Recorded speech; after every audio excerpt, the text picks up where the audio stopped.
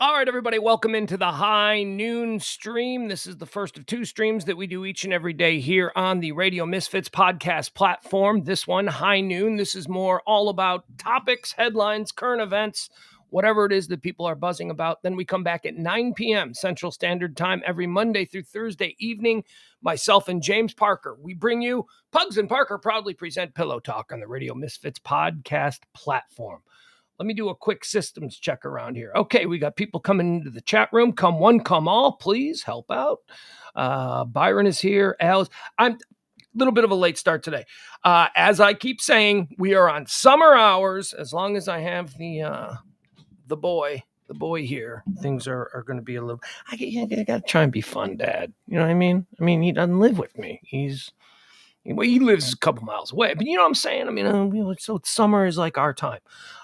Today's show, I do not know that it will be a full 2 hours. I'm sorry to say that. We'll just let me check over what's happening over at the big house. Those of you who are longtime listeners of the show know that I do this show from what I lovingly refer to the Comfort Nest Studios, high atop the 1%er compound in beautiful downtown Highland Park, Texas. Excuse me. The master of the compound, the guy who owns the property, who allows me to do the shows and live here in this beautiful guest house, the Comfort Nest. He floated the idea early this morning about going to Wet and Wild, or is it called Hurricane Harbor now? I don't know, because he's got his son is over there, my son is in the other room. So it could be a thing today, but that's okay. That's not going to stop us from doing what we do here every Monday through Friday, which is going through everything, anything. It doesn't matter what, if it's trending, if it's a headline, if it's a hot topic, if it's something that, people are accosting you over at the water cooler there at work. Hey, Stella, I don't know where I pulled that name from. Hey, Stella, did you hear about now? I provide you with a service every Monday through Friday where you can say, yeah, in fact, I did hear about that. Now, this service, does come at a bit of a price, free to you, the consumer. However, we do work on tips. Consider me, as I like to say, your bartender, your barista, your car valet, whatever. We've got plenty of access for you to be able to drop in a tip if you'd like to help out with the Cash App or the Venmo. You can see those links at the bottom of the screen. Appreciate it. This show exists entirely through you, the fine listener. And, like I always say, there's no charge for this. If you can't, look, you can't tip a little something, there is no harm, no foul. I understand that these ridiculous times that we live in. But some of you got money. I know a lot of you people are just squatting. I know some of you people in the chat room, and some of you have been very, very, very kind. So I do appreciate it. All right, that stuff is out of the way. Let's get into today. Let's talk about all the things that today happens to be about. Now, here's how the show works if you're a first-time checker-outer of the show. It's certainly not free to Ed. That's right. It is not free to Ed. Ed Silla, president, founder, executive in charge of all important decisions here at the Radio Misfits podcast platform. He certainly has given much of himself to make this thing a reality. So, I'm just saying, you see Ed in the chat room, he's really the guy that you need to thank for all this. What was I thinking? What was I saying? I was saying something. I was thinking something. Doesn't matter. Oh, yeah. If you're new to this stream, here's how we do it. This is how we run through everything. Start out by telling you all the things about today. We go through a little bit of a list of history things that occurred. I wax poetic on whatever limited knowledge I may have on that particular subject. And then we move on. And then we move on to births and deaths. We talk about birthdays. We talk about people we've lost on this day. And this is the front portion of the show. Then, baby, it's all about topics, all about trends, all about the things people are talking about. So without further ado, let's get started here. It is the 6th day of July, the 187th day of the year. There are 178 days remaining in the year. So as I like to say, get your New Year's Eve plans, get them in order, because it's going to creep up, and it's going to be like 3 days after Christmas, and somebody's going to come up to you and go, what are you doing for New Year's? And you're going to go, I don't know. We don't have any plans. Get those plans now. All right. History. Why is today so awesome? Or why is today a completely jacked up day in history? Doesn't matter, because, history happens good and bad. On this day in 1348, Pope Clement VI, 1348. Check this one out. This one's crazy. 1348, Pope Clement VI issues a papal bull. A papal bull is like a papal decree. It's an order. It's called a papal bull. Pope Clement VI issues a papal bull protecting the Jews accused of having caused the Black Death. The Jews. I'm sure back in 1348 there was like a Maximus Carlson or Julius Ingram. Well, that would be, who else would it be? Julius Hannity, who were out there, standing on top of their little pillars in the town square, screaming about, yeah, the Jews caused the plague. And it took the Pope. By the way, very progressive of the Pope, huh? In 1348, a Catholic Pope going, the Jews didn't do it. Come on, don't be stupid. Future generations will tell us that the plague was started by rats. I know this because I have the year of God, or God has my... Wait, how does that work? I guess the Pope... God... the Pope listens to God, so that would mean... Doesn't matter, let's move on. 1777 in the American Revolution... Easy for you to say. I'm rushing because there's a looming Hurricane Harbor afternoon. So, on this day in 1777, the American Revolutionary War, the siege of Fort Ticonderoga occurred. That's when it began. Now, I don't know. I have very limited knowledge of this. Is Fort Ticonderoga, isn't that where West Point is now? Didn't they build West Point there? Because it was... I think so. I think it's somewhere in that area. I know it's in upstate New York. I know that Fort Ticonderoga is in upstate New York. It overlooks the river, and it's a high ground. So they thought it was impregnable, but somehow the bridge got it. Oh, and by the way, you know who is, or at least back in the day, I don't know that this is all that widely publicized now, but the hero of Fort Ticonderoga. This was a label that was bestowed on somebody, a Revolutionary War luminary. The hero of Fort Ticonderoga. You know who it was? Benedict Arnold. That's right. Benedict Arnold, famed traitor, known as the hero of Ticonderoga. On this day in 1933, the first Major League Baseball All-Star game is played. Where was it played? Chicago's Comiskey Park. Yeah, that's right. I'm a White Sox fan. I still call it Comiskey. Guaranteed rate. Are you kidding me? I can't watch baseball anymore. I need to. I'm thinking by the All-Star break, I may entirely switch my allegiance to watching the Texas Rangers because, one, I'm not giving up on baseball. I like baseball. I like watching baseball. Two, my team is such a disappointment. Oh, good Lord. All right, moving on. 1942 on this day, Anne Frank and her family go into hiding in the secret annex above her father's office in an Amsterdam warehouse. I've always wondered about this. We all know the story of Anne Frank. We all moving, powerful, sad, tragic. We all know the story of Anne Frank.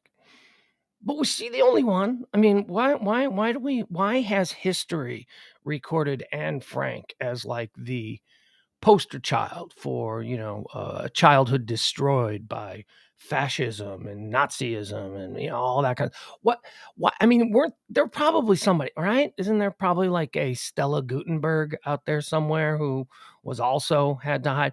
I don't know, but history remembers Anne Frank. She couldn't possibly have been the only person who had to hide from Nazis in the attic. And anyway, moving on. 1944, on this day in 1944, Jackie Robinson refused to move to the back of the bus, leading to his court-martial from the United States Army. Jackie Robinson. Look at him. He's walking the walk long before he was playing infield for the Brooklyn Dodgers. Did he move to L.A.? Because the Brooklyn Dodgers, they moved to L.A. They moved to L.A. when Jackie was playing, right? Did he play for the L.A. Dodgers, or had he already retired? I don't know. My baseball knowledge doesn't really go that deep. It should, though, because I'm writing a history book. I'm writing a history book about Major League Baseball, about the White Sox, and you'd think I would know more about Jack. He was in the National League. I'm focusing on the American League. On this day in 1957, John Lennon and Paul McCartney meet for the first time. They were teenagers, and they met at the Woolton Fete. The 3 years before forming the Beatles. Okay. Very good. Good for them. They went on to do things. In 2013, nothing happened between John Lennon meeting Paul McCartney in 1957 and 2013. Actually, things happened, but there's nothing important. On this day in 2013, a 73-car oil train derails in the town of Lac Magnetic, Quebec. I don't know. Lac Magnetic. I don't know. It's Lake Magnetic. I don't know. The reason I bring this up is because if you're so inclined, there are videos out there of this explosion.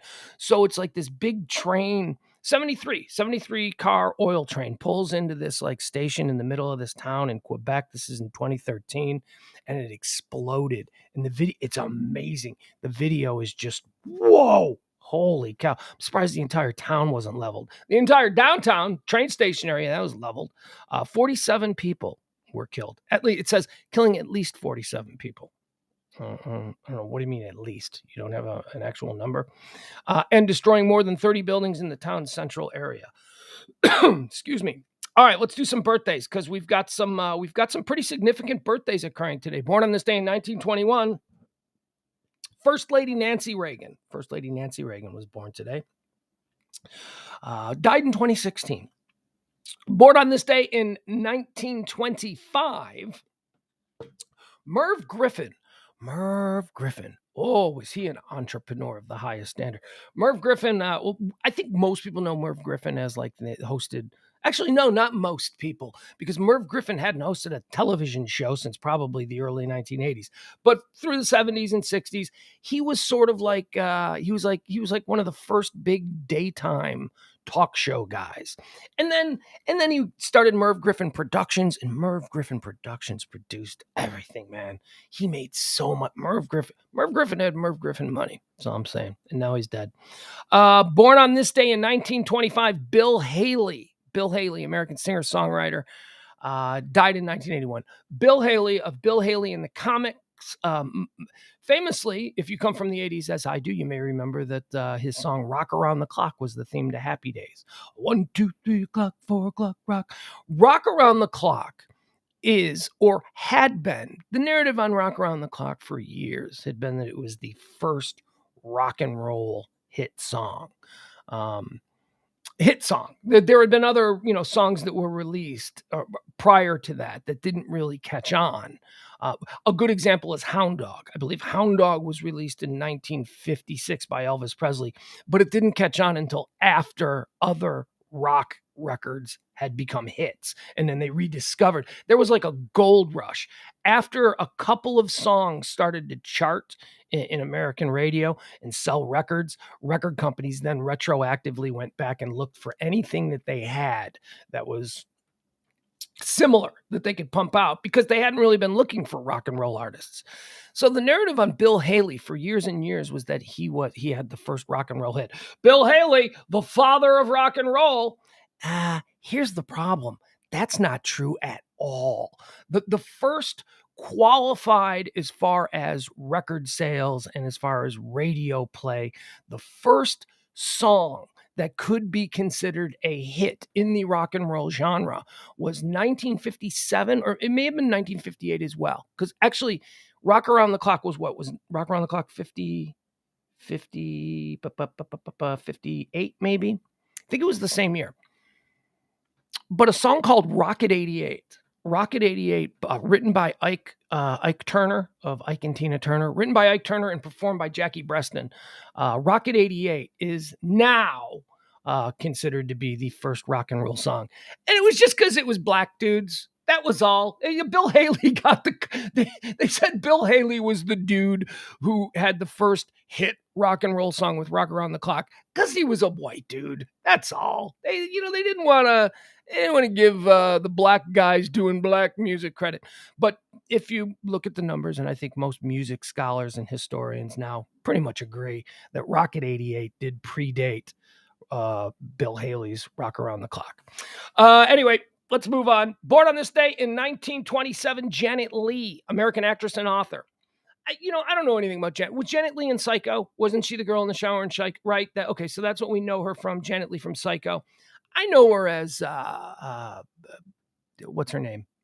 Jamie Lee Curtis. It's her mom, right? Janet Leigh married Tony Curtis, and they had a baby, and they named that baby Jamie Lee Curtis. Happy birthday, Janet Leigh. Born on this day in 1937. Does this guy deserve a draft? I don't know. He might. Ned Beatty. Ned Beatty, born on this day in 1925. Actor, was in everything. As a kid, I loved him in Superman as the bumbling dimwit to Gene Hackman's Lex Luthor. Of course, we all remember Deliverance and that incredible parody song, the Tom Petty song, The Waiting. The waiting is the hardest part. The parody song, Ned Beatty had the hardest part. The song about deliverance, very funny. Very funny. Happy birthday to you, Ned Beatty. He died in 2021. Feels like I should have known that. I didn't know that. Happy birthday, born on this day in 1946. My neighbor just up the road, President George W. Bush. That's right, American businessman and politician, 43rd president of the United States. It is George W. Bush's birthday. Those of you who hear the tales of me being a squatter in one of the wealthiest areas in the entire country, you may have heard me from time to time tell stories about sightings of George W. Bush. I have never actually seen George W. Bush in the neighborhood. I've seen his daughter. I've seen his daughter, Barbara. His daughter, Barbara, was running at the park on one Easter morning when me and the kid were over at the park. She came over. She talked to us. She was very nice, and very pretty. Barbara, she was very pretty. She was wearing like running pants and she was wearing she's very pretty girl. I don't know. They live in the neighborhood. I've never seen the president, though, but happy birthday to him. Born on this day in 1946. Now, here's a birthday. Ladies and gentlemen, it's Sylvester Stallone's birthday. Sylvester Stallone celebrating a birthday today. Sylvester Stallone draft? Oh, you better believe it. You better believe we're going to do a Sylvester Stallone movie draft, as is the case with all of the drafts that we do. These are my draft picks for Sylvester Stallone's best movies. And let me tell you, earlier this morning, looking through his filmography, came this close to doing a reverse draft. We came this close to doing Sylvester Stallone's worst movies, because there are a lot of them.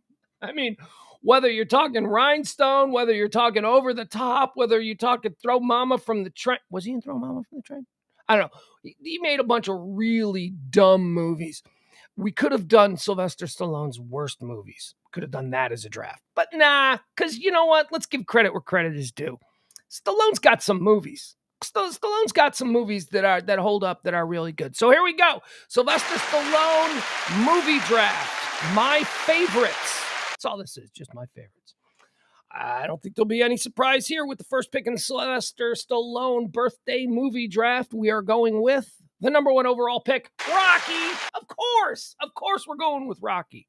The number two pick in the Sylvester Stallone movie draft, I am going with F period, I period, S period, T period, Fist. That's right, Fist. Have you ever seen Fist? I think Fist is a little known Sylvester Stallone movie. He did it. Sylvester Stallone had a funny career. Sylvester Stallone did a lot of really sketchy stuff before Rocky, like stupid B movies, Roger Corman type stuff, ridiculous films. Although they weren't all ridiculous, because one of them made our list. Then he had Rocky.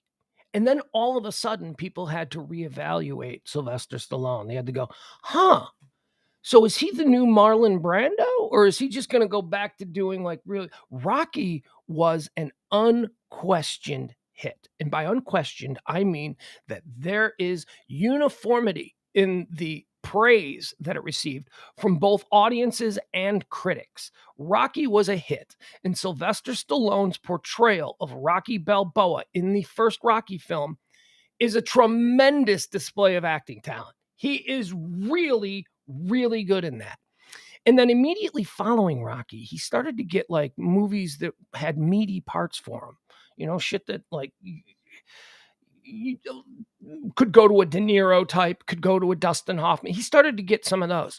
And Fist was one of those movies. Fist was one of those really good, really interesting films. It was essentially the story of Jimmy Hoffa, but I don't think they got the rights to tell the Jimmy Hoffa story, or maybe it was made too close to the time when he disappeared, and the people that disappeared Jimmy Hoffa may have still been alive and not really appreciated, Hollywood doing a depiction of their misdeeds, allegedly. But then after this part of Stallone's career, after he dabbled, he did a couple of movies that were, impressive, but like big directors, big budgets, smart scripts. They were believed to be award worthy. And Stallone just went, yeah, never mind. I'm just going to take $10 million for a movie and just do whoever pays me the most. And that's where all of his bad stuff came in. But Fist is a really good movie. Number 2, Fist. Sorry, I felt I had to explain that one. Here's another one that predates Rocky that I loved him in. As a little kid, man, this movie used to be on all the time. If you were in the 80s or the 70s, there were 2 movies that seemed to be on all the time. The first one was Cooley High. Do you remember Cooley High, the movie Cooley High, about high school kids in, I want to say, Harlem in like the 1960s. Cooley High was always on. But then the other one was the number 3 pick in the Sylvester Stallone draft, The Lords of Flatbush. The Lords of Flatbush. Stallone played Fonzie was in it. It was Rocky and Fonzie in the same movie. You better believe that 10-year-old me in 1980 was tuning in to see Rocky and Fonzie in the same movie. And they were gang members. They played like 1950s greaser gang members, guys who were more likely to sing a song on a street corner than do a drive-by. It was that kind of gang members. But yeah, it was like Stallone in his leather jacket and Fonzie in his leather. It was crazy. It was good. Lords of Flatbush, number 3 in the Sylvester Stallone movie draft.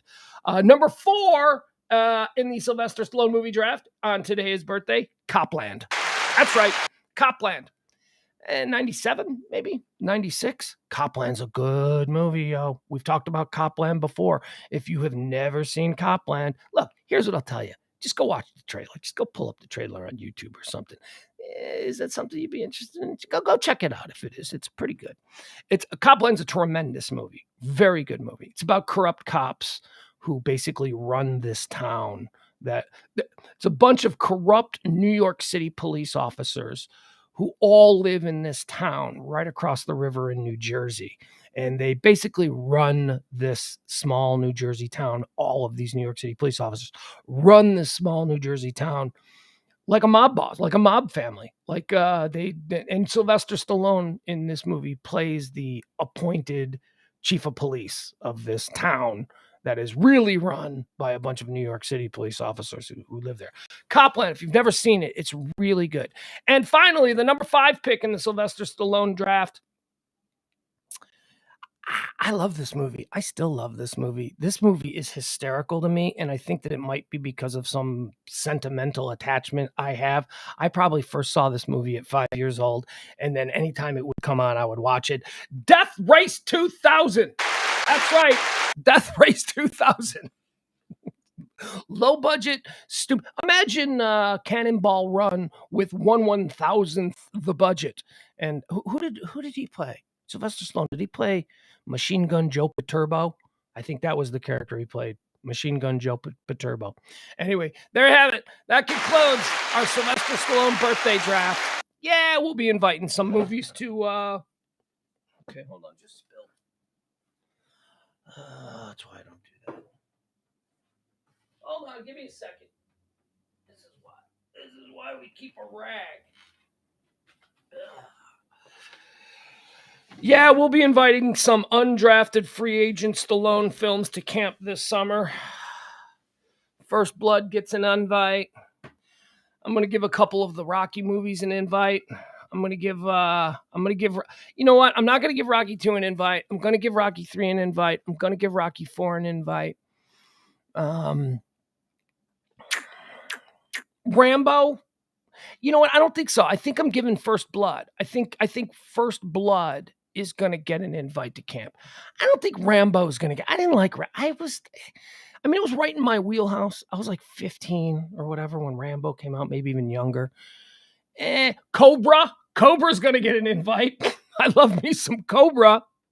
What else? Rambo 3. Nah. All right, moving on. That's it. That's all we got. Happy birthday to you, Sylvester Stallone, born on this day in 1946. Born on this day in 1951, another tremendous actor, Geoffrey Rush. Geoffrey Rush, born on this day in 1951. Born on this day in 1958. This is somebody who I find immensely talented. Hold on. Please let the dog in. The dog is barking. See, this is nice. Usually I have to pause the show in order to, let the dog in when the dog starts barking, because the police will come. Oh, we already had an incident this morning with the dog. It's pool day, and the dog got let out while the pool guy was... Nothing terrible happened, but, we got to... Thank you, son. There he goes. That was the kid. Born on this day in 1958. Somebody who I think is an immensely talented comedic actress. One of the funniest female actresses that every time I see her, I go, why did she never become a major star in America? Jennifer Saunders. Jennifer Saunders was born on this day in 1958. How might you know Jennifer Saunders? She's been in a crap ton of movies because she is, and she's a treasure. She's an English treasure as far as female comedians go. She's like the Julia Louis-Dreyfus over there. She's just done a whole bunch of films or TV shows, hit shows. She's beloved. She's probably best known here in America as the creator and star of a show called Absolutely Fabulous. Ab Fab. It was on Comedy Central for, I don't know, for years, like maybe 20 years ago. I haven't really seen it. Very funny show. Very funny, very edgy, very over-the-top show. Jennifer Saunders, celebrating a birthday today, born on this day in 1958. Born on this day in 1979, one of the biggest stars in Hollywood.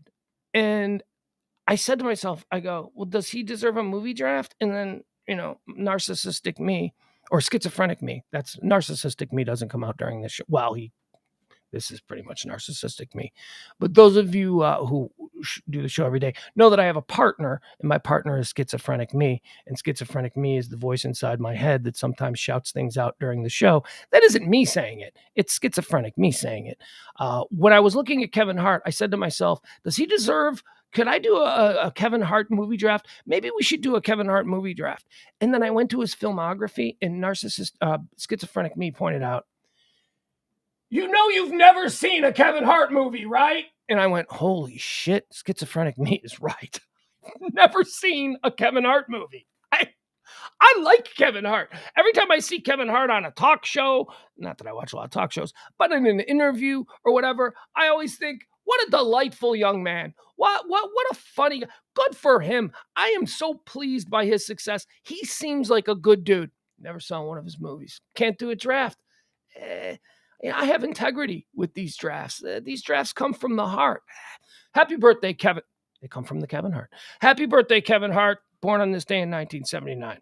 We did have some passings. Some people died on this day. This day is a day where we lost some big ones. 1971, Louis Armstrong, American singer and trumpet player. He died 70 years old. He was born in 1901, Louis Armstrong. My son, my 13-year-old son, is a bit of a Louis Armstrong historian. And I know that sounds weird, right? It's like, what's a 13-year-old liking Louis? Well, he plays trumpet. My kid chose to play the trumpet in the school band because, I don't know, he learned something about Louis Armstrong and he thought that guy's kind of cool. And my kid likes to scat. We actually, my kid and I had a debate the other day about who invented scatting. Skibbity bop beep bop beep bop bop skibbity boop doop doop. That whole way of doing it. He says Louis Armstrong invented scatting. I was like, I don't know if that's true. He was a scat guy, but I don't know. My kid says, no, it's true. He invented scatting. So good for him. And on this day, the world lost Louis Armstrong. 1998, on this day, the world lost Roy Rogers. Again, I don't know. I wasn't born in the 1940s. I don't know who Roy Rogers is. I mean, I know I know who Roy Rogers is insofar as he is an American icon. I know he was a cowboy, a movie actor. I know that did he do TV? What did he do? And what's the difference? What I make no distinction between Gene Autry and Roy Rogers. I really don't. I couldn't tell you. Trigger was one of their horses, right? Dale Evans, wasn't she involved with one? I don't know the difference between Roy Rogers and Gene Autry. However, on this day in 1998, American icon Roy Rogers passed away. Here's another one. Here's a national treasure. Died in 2003 on this day. Buddy freaking Ebsen. Buddy Ebsen. Uncle Jed. Uncle Jed from Beverly Hillbillies. Dude was in a million movies. It's like after you like, if you watch old movies, Buddy Ebsen's always popping up. It's like, oh my God, look at that. It's a 28-year-old Uncle Jed. Look at him. Do you know Buddy Ebsen was supposed to be the Scarecrow in The Wizard of Oz? He was. He was the original choice to be the Scarecrow in The Wizard of Oz, and then he didn't do it. I believe that role went to Ray Bolger. Ray Bolger. Oh, look at me. Look at me just pulling up stupid random facts. Buddy Ebsen was also in one of my favorite movies of all time, Breakfast at Tiffany's. Yeah, go ahead. Tell everybody else you're a heterosexual who loves Breakfast at Tiffany's. I do. I am a heterosexual, and I love the movie Breakfast at Tiffany's. I don't know what to tell you about it. Buddy Ebsen had a pretty pivotal role in that movie. So sad to see you go. Buddy Ebsen died on this day in 2003. Here's someone I didn't know was dead, although kind of tracks that I wouldn't have been affected by his passing because, Charlie Daniels died on this day in 2020. Had no idea Charlie Daniels was dead. I just assumed he was still out there being Charlie Daniels. Whatever. Charlie Daniels died on this day in 2020. Boy, again, I come from the 80s. Devil Went Down to Georgia. One-hit wonder, right? Charlie Daniels is a one-hit wonder. That was basically his one big hit. But oh my God, what a hit that was. That was one of them early country crossovers into pop, right? Because, I grew up on the south side of Chicago. We didn't listen to country music, but I knew Devil Went Down to Georgia. Somehow rock stations started playing that song. That's it. I've exhausted my knowledge of Charlie Daniels, other than some other thoughts on him that I'll keep to myself. Died on this day, same day as Charlie Daniels. That means that these two had to stand in line next to each other at the pearly gates. I wonder what Charlie Daniels and Mary Kay Letourneau talked about. Mary Kay Letourneau died today in 2020. I didn't know that. She's young, right? Mary Kay Letourneau, for those of you who don't come from the 80s, Mary Kay Letourneau was one of the first. She might be, at least as far as our popular perception of this phenomena goes, she might be ground zero of the teacher having sex with students, at least insofar as it becoming like a national outrage. Absolutely have no doubt in my mind that in 1932, teachers were banging students. No doubt in my mind that in 1820, teachers were banging. I'm talking about a situation where the rest of us all in unison went, well, that's wrong. Let's now start openly talking about how that's wrong. Because those kind of inappropriate relationships have been going on for, since Plato, or was it Aristotle? Wait, who started the first school? One of those guys. I don't know. Been going on ever since then. So Mary Kay Letourneau, born in 1962, she died in 2020. What would that make her? 58 when she died? Wait, hold on. Let's just go with 58. I don't need to do math. I already got to do math about Hurricane Harbor budget later today. I don't want to do any more math. Trying to figure. All right, so what is a soda when the kid wants a soda at Hurricane Harbor? What is that going to go? What is my budget for the day? Budget's fine. I mean, we're fine, but I don't want to do math. Anyway, Mary Kay Letourneau died on this day in 2020. Billy Falau, right? Wasn't that the student that she had sex with? And I'm sketchy on the details of the Mary Kay Letourneau deal. Like in my mind, I think that he was like 12, right? Like, I think, like, but was he, not that there's any luck. We make the line of demarcation is 18. I understand that. We've got us. But was he like 17 when they hooked up? Or was he like in middle? Oh, no. Now look at me. Now we got to figure this out, right? How old was Billy Falala? So Mary Kay Letourneau also, she went to jail. She got convicted for, let's see, Mary Kay Letourneau was an American teacher who pled guilty in 1997 to 2 counts of felony second-degree rape of a child. The child was Vili Falala. Yeah, that's it. Vili Falau. Oh my God, he was 12. Holy cow, he was 12. Oh my God. Oh my God. Oh, you crazy. You are a crazy lady. So this woman, so how old was she? When did this go down? Oh God, terrible choice of words there. All right. So she was how old?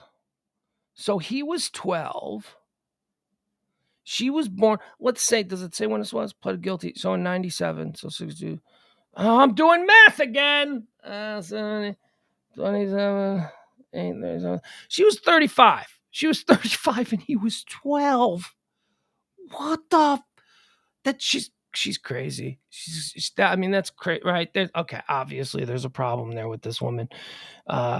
She's an attractive woman. She was. Mary Kay Letourneau was not an unattractive woman.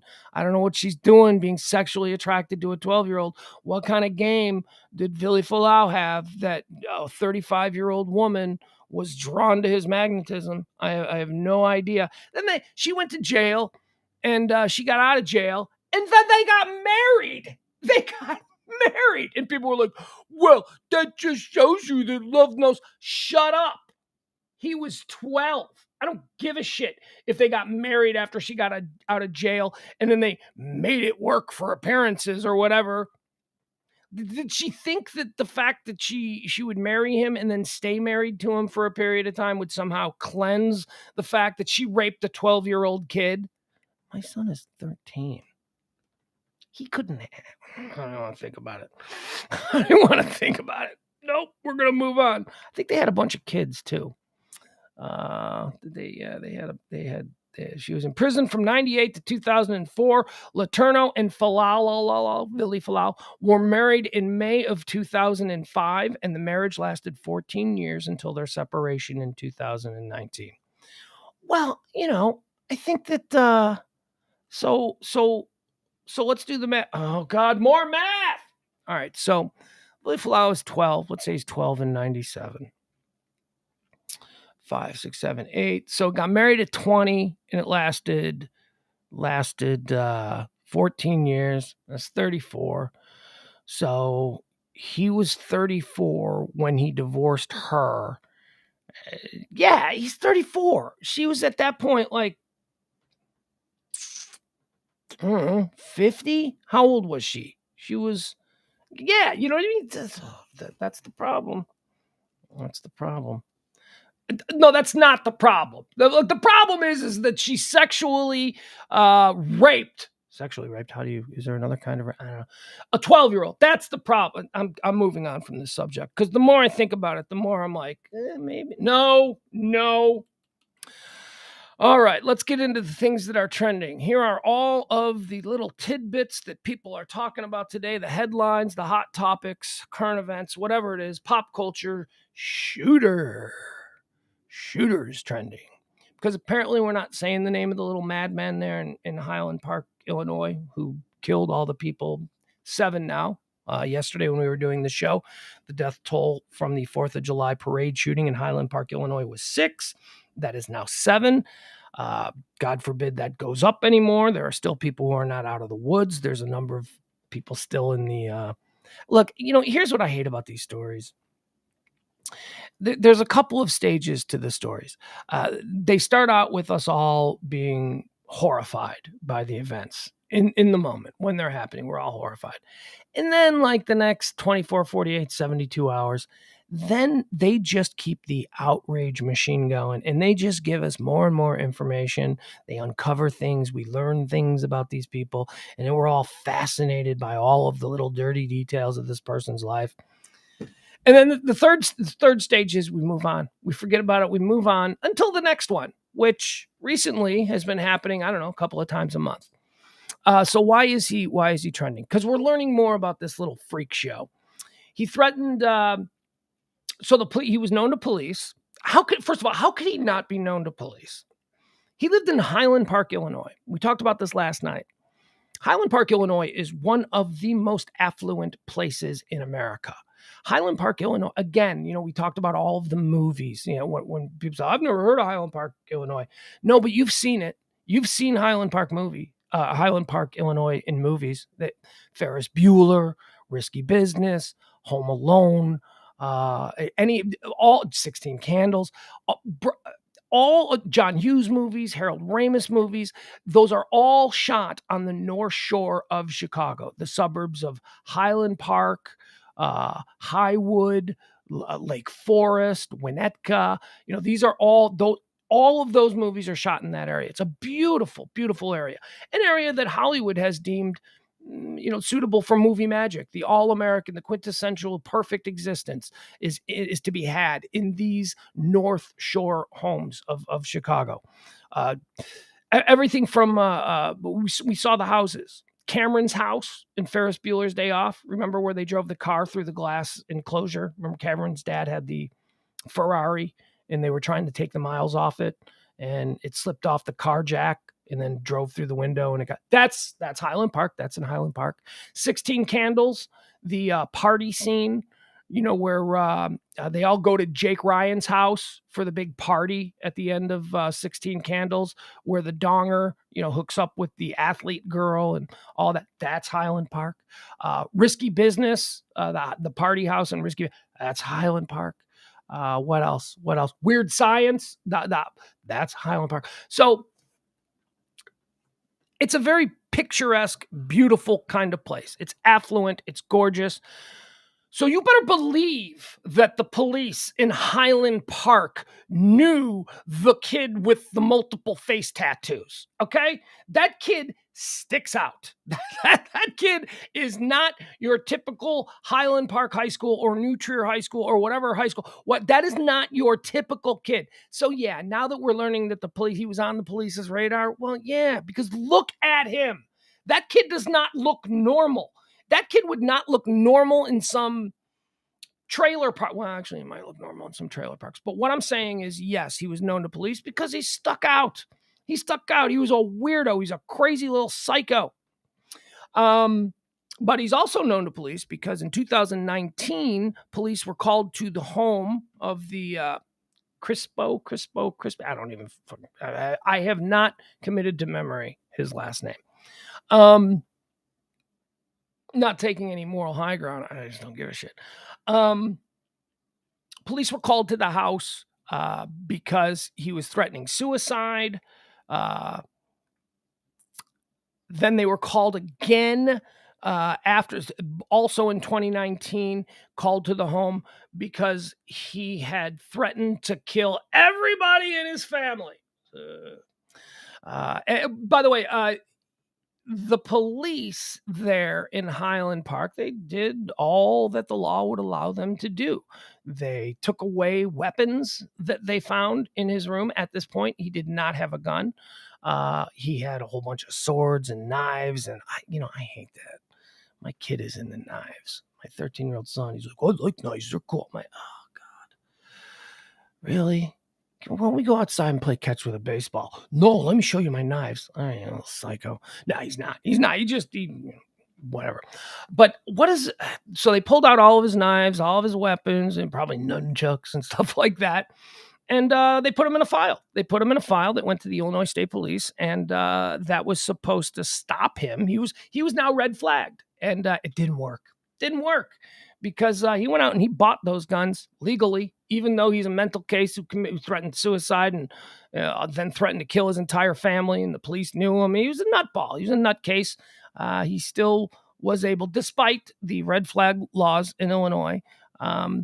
You're hearing two sides of this argument of the red flag laws didn't work. Well, and then the other argument is, yeah, because they're weak, because we need stronger laws. That's the whole argument. The red flag laws didn't work.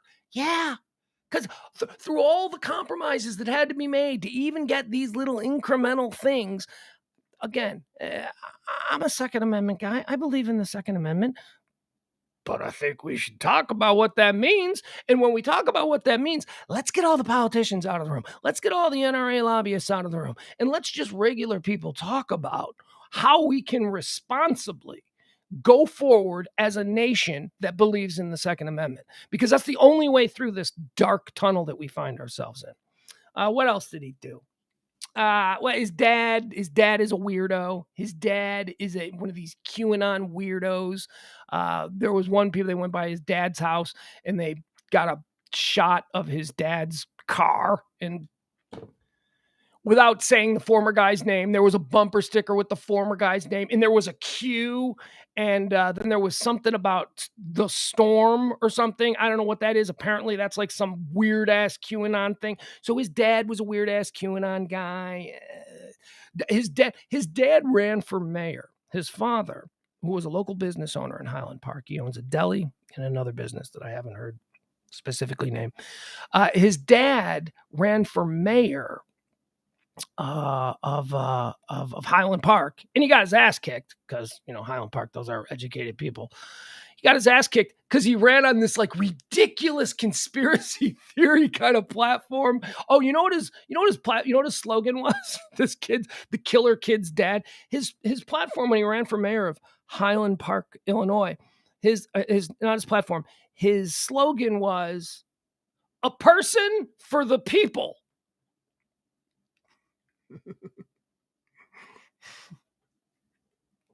That was what they settled on. They probably had a meeting where they brainstormed a person for the people. All right. So we know about that. We also learned, we learned this yesterday. I'm not sure if I talked about it on the show.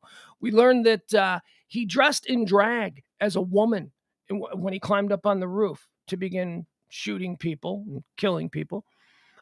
He dressed up as a woman so that he could, by the way, my 13-year-old kid, we were watching this last night on the news when they were talking about it. He dressed up in women's clothing so that he could, after the shooting, he had an escape plan so that he could take off the wig, take off the sundress, and then just blend in with the chaos below, because anybody that would have described who the shooter was would have been describing basically, at best, a woman, at worst, a trans person. That's who they would have blamed. So he did that. So he took all of that stuff off, and then he apparently he had a lot of weird quirks, man. I mean, his social media is now being dissected by us, the general public, and he's just a weird guy. He's just, how could you not see this guy? He's in Highland Park. He comes from what one would assume is a good family. Although when you see the bumper stickers on the dad's car, you're like, yeah, never mind. He's not from a good family. He's from a family of freaking weirdos. If I wouldn't know what to do. If my kid came home with a face tattoo, I mean, I get all of the difficult ones for being a parent. I think that I'm pretty open-minded about, right? Like, okay, so if my son or if my son came out as homosexual, I know 100% wouldn't bother me in the least. I mean, I want grandkids. I wanted genetic grandkids, but we'll just adopt it. Okay, that's fine. Our genetic code is not so perfect that, we can't use with a little bit of new. It doesn't need to go on, is basically what I'm saying. We don't need to have more generations of this nonsense. If he wants to adopt kids, we'll attach our last name to that new kid and we'll go from there. So, if he wants to do any kind of job that I'm okay with, any of the difficult things that parents, and why are they difficult? They're difficult not because we're intolerant, although many of us are, but they're difficult because they're outside the norm and they present challenges. And I don't think any parent wants their child to have any unnecessary challenges. So all of those things I'm fine with. But I'm telling you, if my kid came home with a face tattoo, I wouldn't I wouldn't bring him anywhere. It would radically change everything about the way I would, of course, still love him. I mean, it doesn't matter what he does, no matter what. I'm gonna love he could end up a junkie on the streets. I'm still gonna love my son, but it would definitely change my level of public pride in him. I wouldn't. So this kid comes home. He's got multiple face tattoos. He's running around with multicolored hair. He's got pigtails. These are all choices, and these are all fashion. And I understand that I'm a white man in my 50s, and what do I know about all this stuff? Here's what I know. By any standard, by any normal standard, by any open-minded standard, that kid was a freaking weirdo. A weirdo. Cut and dry. What else do we have on the shooter? There's a whole bunch of things. Look, I'm not going to go into. We're learning about the victims. Very sad. The victims ranged in age between 8 and 88. We talked yesterday about Nick Toledo, the grandpa. There's a story now about the McCarthy family that is just absolutely heartbreaking. I don't even want to talk about it. So let's move on. So there you go. That's why Shooter is trending today. There's more coming out every hour about this freaking psychopath. Tucker Carlson is trending. Tucker Carlson is trending. Yeah, that's right. The heir to the Swanson frozen meal empire is trending again. He's the prep school elitist who has somehow figured out a way to dupe the lowest hanging of rubes into thinking that he's got their best interests at heart. He doesn't. Tucker Carlson is one of the biggest pieces of shit that this country has ever produced. He's a bad guy. He is a super rich, elitist, prep school garbage boy who has figured out at some point, and I say elitist because it's important, because I know elitists. I know a lot of them, and they look at the rest of us and they go, people are scum. That's what elite means. They believe they are better. At some point in Tucker Carlson's career plan of influence, he wanted to get influence because he has the money. He's got billions. He's got the Swanson frozen food empire. He decided that the way for him to get the influence, he looked around and he went, look at all of these stupid, lesser trash people. You know what? I bet you I could easily manipulate. That's what he's about with his fucking performative bow tie back in the early days with this piece of shit. Anyway, what's he trending for? He's trending because he went on his show yesterday. And I don't watch his show. I can't take the garbage. I can't take the garbage on MSNBC. I can't take the garbage on Fox News. I can barely tolerate the middling garbage on CNN. But what are you going to do, right? Ugh. So here, let's pull this up. Let's see what Tucker Carlson is trending for today, because let me tell you, it's ridiculous. This was Tucker Carlson on his show last night talking about the situation that occurred on 4th of July at the parade there. Hold on a second. You hearing sirens? Are you guys hearing siren? Is that a siren? Open the door. Oh, do they test sirens? Oh, it's 1 o'clock. Yeah. I thought they. The sirens. All right, that's it. Sorry, folks. We just had some sirens going off, and it didn't realize it was. If I had looked at the clock and saw that it was top of the hour, I'd have known. I'd have been like, yeah, obviously this is a test. They do it at the top of the hour. All right, so let's see. Let's watch, shall we, and see what Tucker Carlson is getting into here. All right. So here's Tucker Carlson talking about. Look at that! First of all, look at that kid. He's got bad facial hair. He can't even grow facial hair like a real grown-up. But he's got this cool, scary tattoos. Oh yeah, you're street. You're a real street tough kid. Born and raised in Highland Park. All right, so let's see what Tucker Carlson had to say. Robert Bobby Crimo. Would you sell a gun to that guy? Does he seem like a nutcase? Of course he does. So why didn't anyone raise an alarm? Well, maybe because he didn't stand out. Maybe because there are a lot of young men in America who suddenly look and act a lot like this guy. It's not an attack, it's just true. Okay, there are not a lot of people in America who look like that guy. That guy looks like weird people in America. But it's not like you run into somebody who looks like that all the time. That dude stands out because he's a weirdo. He does stand out. Crimo, they inhabit a solitary fantasy world of social media, porn, and video games. They're high on government-endorsed weed. Smoke some more. It's good for you.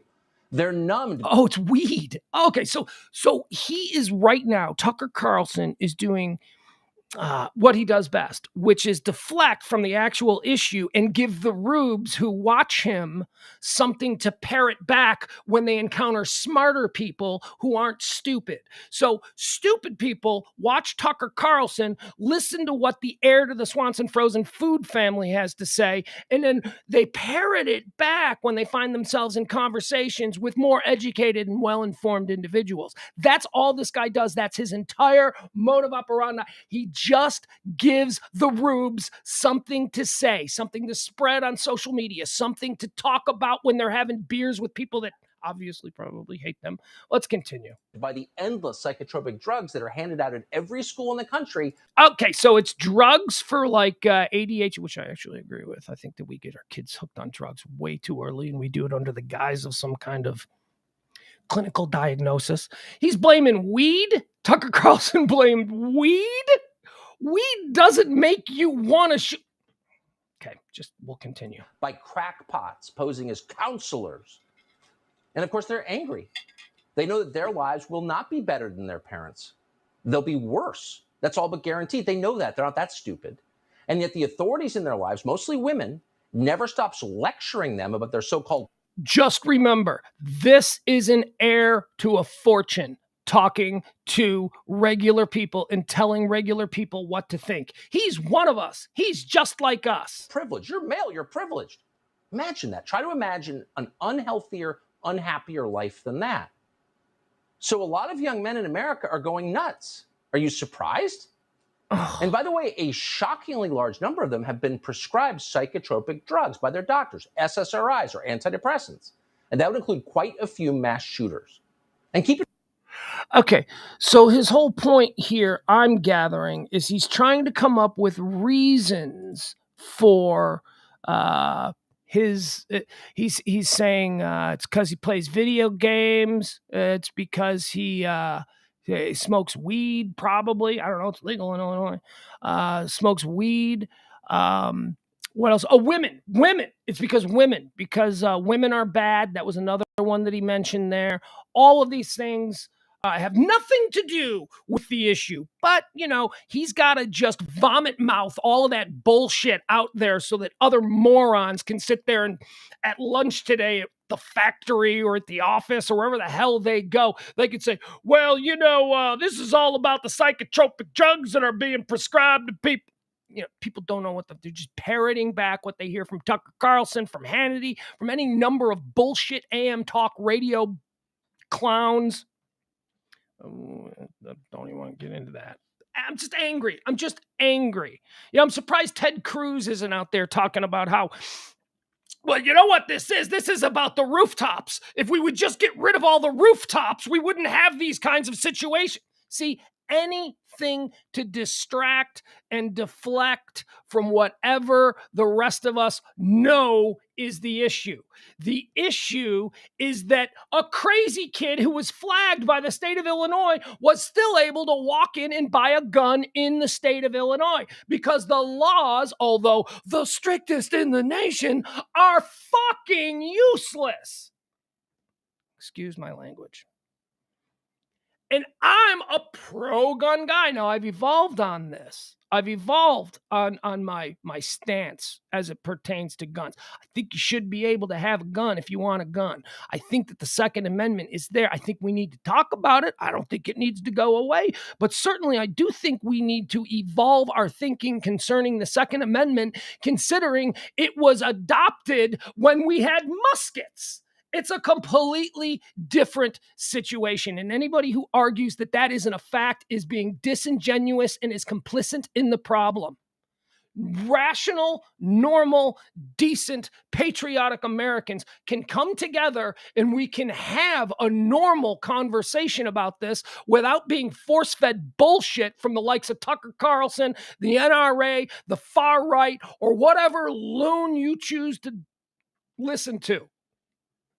And remember, these people all have a reason, a purpose for doing it.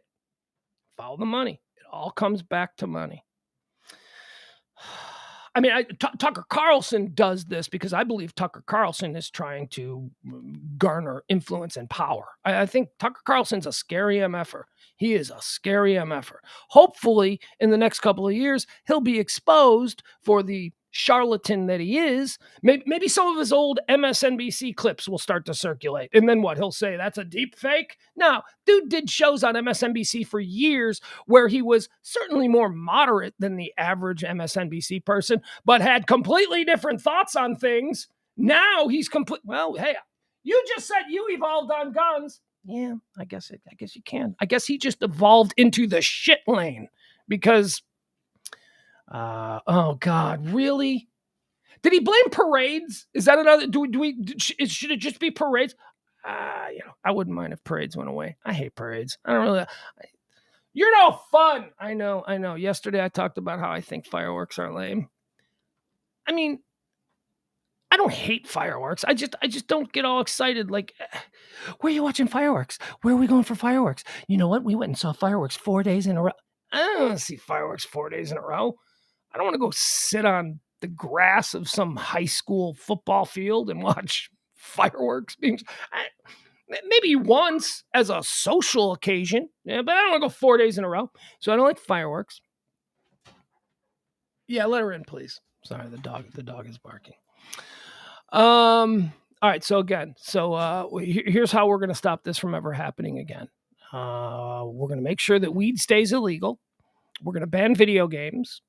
We're going to tell women to shut up, or tell women to be nicer to weird freako boys, because that was another one of the things. Well, women tell them that they're just a white. Oh, shut up. If you're so much of a pussy that you can't handle some broad calling you a freaking misogynist, then you know what? You are a pussy. You are. Adam Kinzinger is also trending. Oh, this guy. Talk about cannot win. And, I kind of liked Adam Kinzinger years ago when he was just a regular conservative congressman from downstate Illinois. Adam Kinzinger used to appear on a radio show that I listened to regularly when I was back in Chicago. He was a great guest. He was great. He was fun. He seemed decent. He came across as a good guy. And even though I am a bit more of a moderate who leans left, I was open to what Kinzinger had to say. The dude's got the stripes on the wall. He deserves to be taken serious. I mean, he's fought in wars for this country. He's flown jets. He's been a public servant. He seems like a good, decent guy. And then, we had all of these ridiculous situations, and he let me down a little bit. He let me down over the last, since 2016. His voting record in Congress let me down. I couldn't believe this was the same guy that I listened to every week, the same rational, decent, morally sound individual who I said, I would vote for that guy.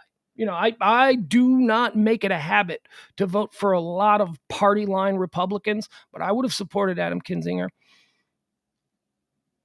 And then, he basically shit the bed for 4 years. And then at the very end of those 4 years, Adam Kinzinger decided he wasn't going to run again. He was going to step away from his seat. He was going to vacate the office of congressman from Illinois. Was it 5th District? I don't know. He's going to vacate the office. And that's when he found his moral compass. That's when Adam Kinzinger started speaking up about all of the shit that I couldn't believe he was complicit in over the previous 4 years. So I don't give. A lot of people are, Adam Kinzinger is so brave. No, he's not. He's not up for election. If he had decided to run again, would he be taking these stands? Would he then be this moral crusader, this man of principles, this military war hero who has fought in Afghanistan and in Iraq and holds the rank of colonel in the reserves? Would he? Probably not. Probably not. He'd probably be sitting right there next to Jim Jordan and Boebert, or whoever else that cadre of goons are that they've assembled. But Adam Kinzinger is trending because he's got some voicemails. Do you hear about these? He's taken Adam Kinzinger is a Republican who was one of the 10 Republicans who voted to impeach President Trump, who also voted to allow the January 6th committee to go forward. who, what was it, Pelosi? Who's in charge of this stuff? I know Benny Johnson is the chair. Is it Benny Johnson or is it Bernie? I don't even know. I don't care about these people. But when they started this committee, they said, okay, come on, everybody. We want to make this a bipartisan committee. Let's do it. And then Kevin McCarthy he said no Republicans will take place. No Republicans will participate in this witch hunt. Before they ever even did 1 ounce of investigating, it was deemed a witch hunt and the Republicans refused to participate. Now, I happen to believe that was all part of a master plan so that once it got rolling, the Republicans could then say, but we're not even participating. How can this one-sided? It's because you refused to participate, Kevin McCarthy. You put it out to your entire caucus that anybody in the Republican Party who participated in this witch hunt, the January 6th, which is just a fact-finding thing. They're just trying to figure out what happened. You put it out there that anybody who participated would be on the outs. So it took someone like Adam Kinzinger, who decided that I'm not running again, to be one of the only 2 Republicans to participate in the January 6th hearings. Now, because of this, the freaking lunatics out there, they've been sending him some voicemails. So let's listen to him. This is why Adam Kinzinger is trending. Here are the voicemails. Again, language, folks. I'm sorry to say, here is some terrible language. But here's your MAGA crowd, okay? Any of you MAGA guys in the chat room? Here you go. Here's your peeps. Let's listen. This is... and look, don't get me wrong. I know there are just as big idiots on the left. But this spotlight right now is on the MAGA people who leave these voice messages for Adam Kinzinger simply for participating in the January 6th committee. All right. Hold on. It's coming. You know what? Should I share it? Maybe I'll just share it. Let's do that. I'll give it to you so you can see it because I believe there are some. Okay. Here you go.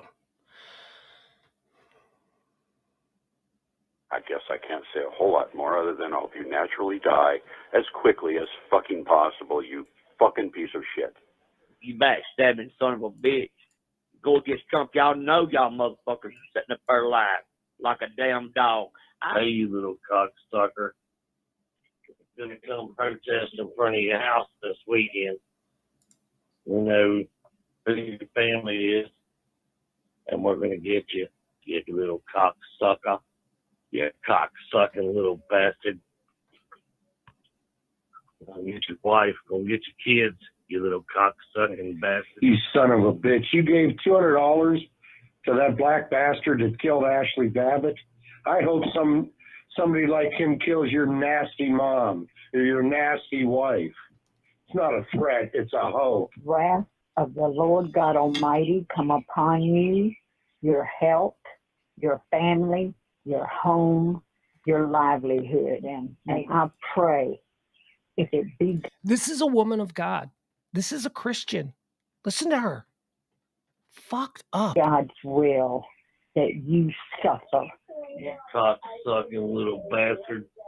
We're gonna get you. We know where you live. We're coming to your house. Gonna get you, Mike. Is there a bit of...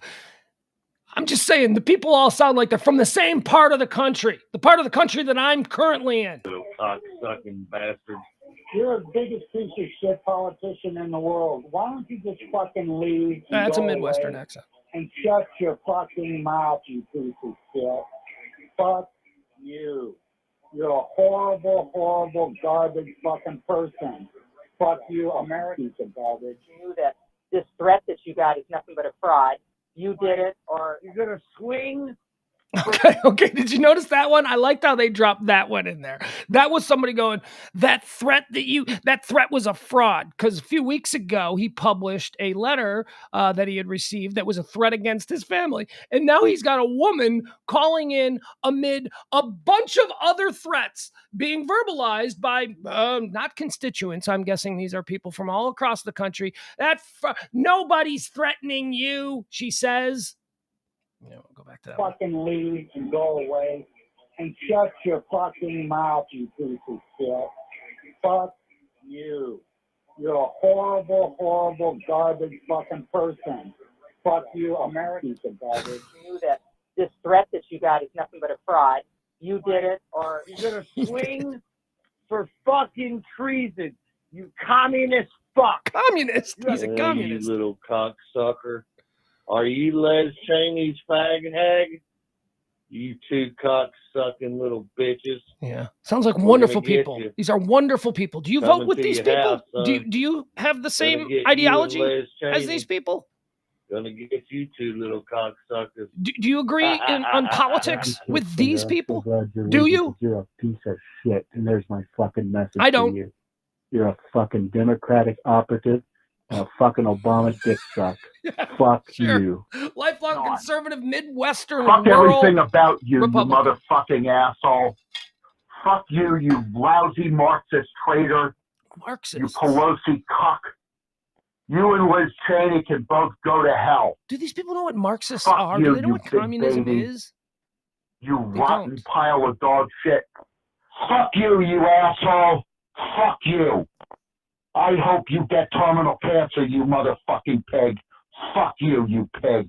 All right, so there you go. Those are the voicemails that have been received by Illinois Congressman Adam Kinzinger simply for doing his job as a member of Congress, participating in a committee that a large portion of the population of this country thinks is a very important committee. Okay, there are some people who don't, because there are a lot of stupid people out there who don't seem to live in the real world. And I believe we heard a number of their voices right there. That's why Adam Kinzinger is trending.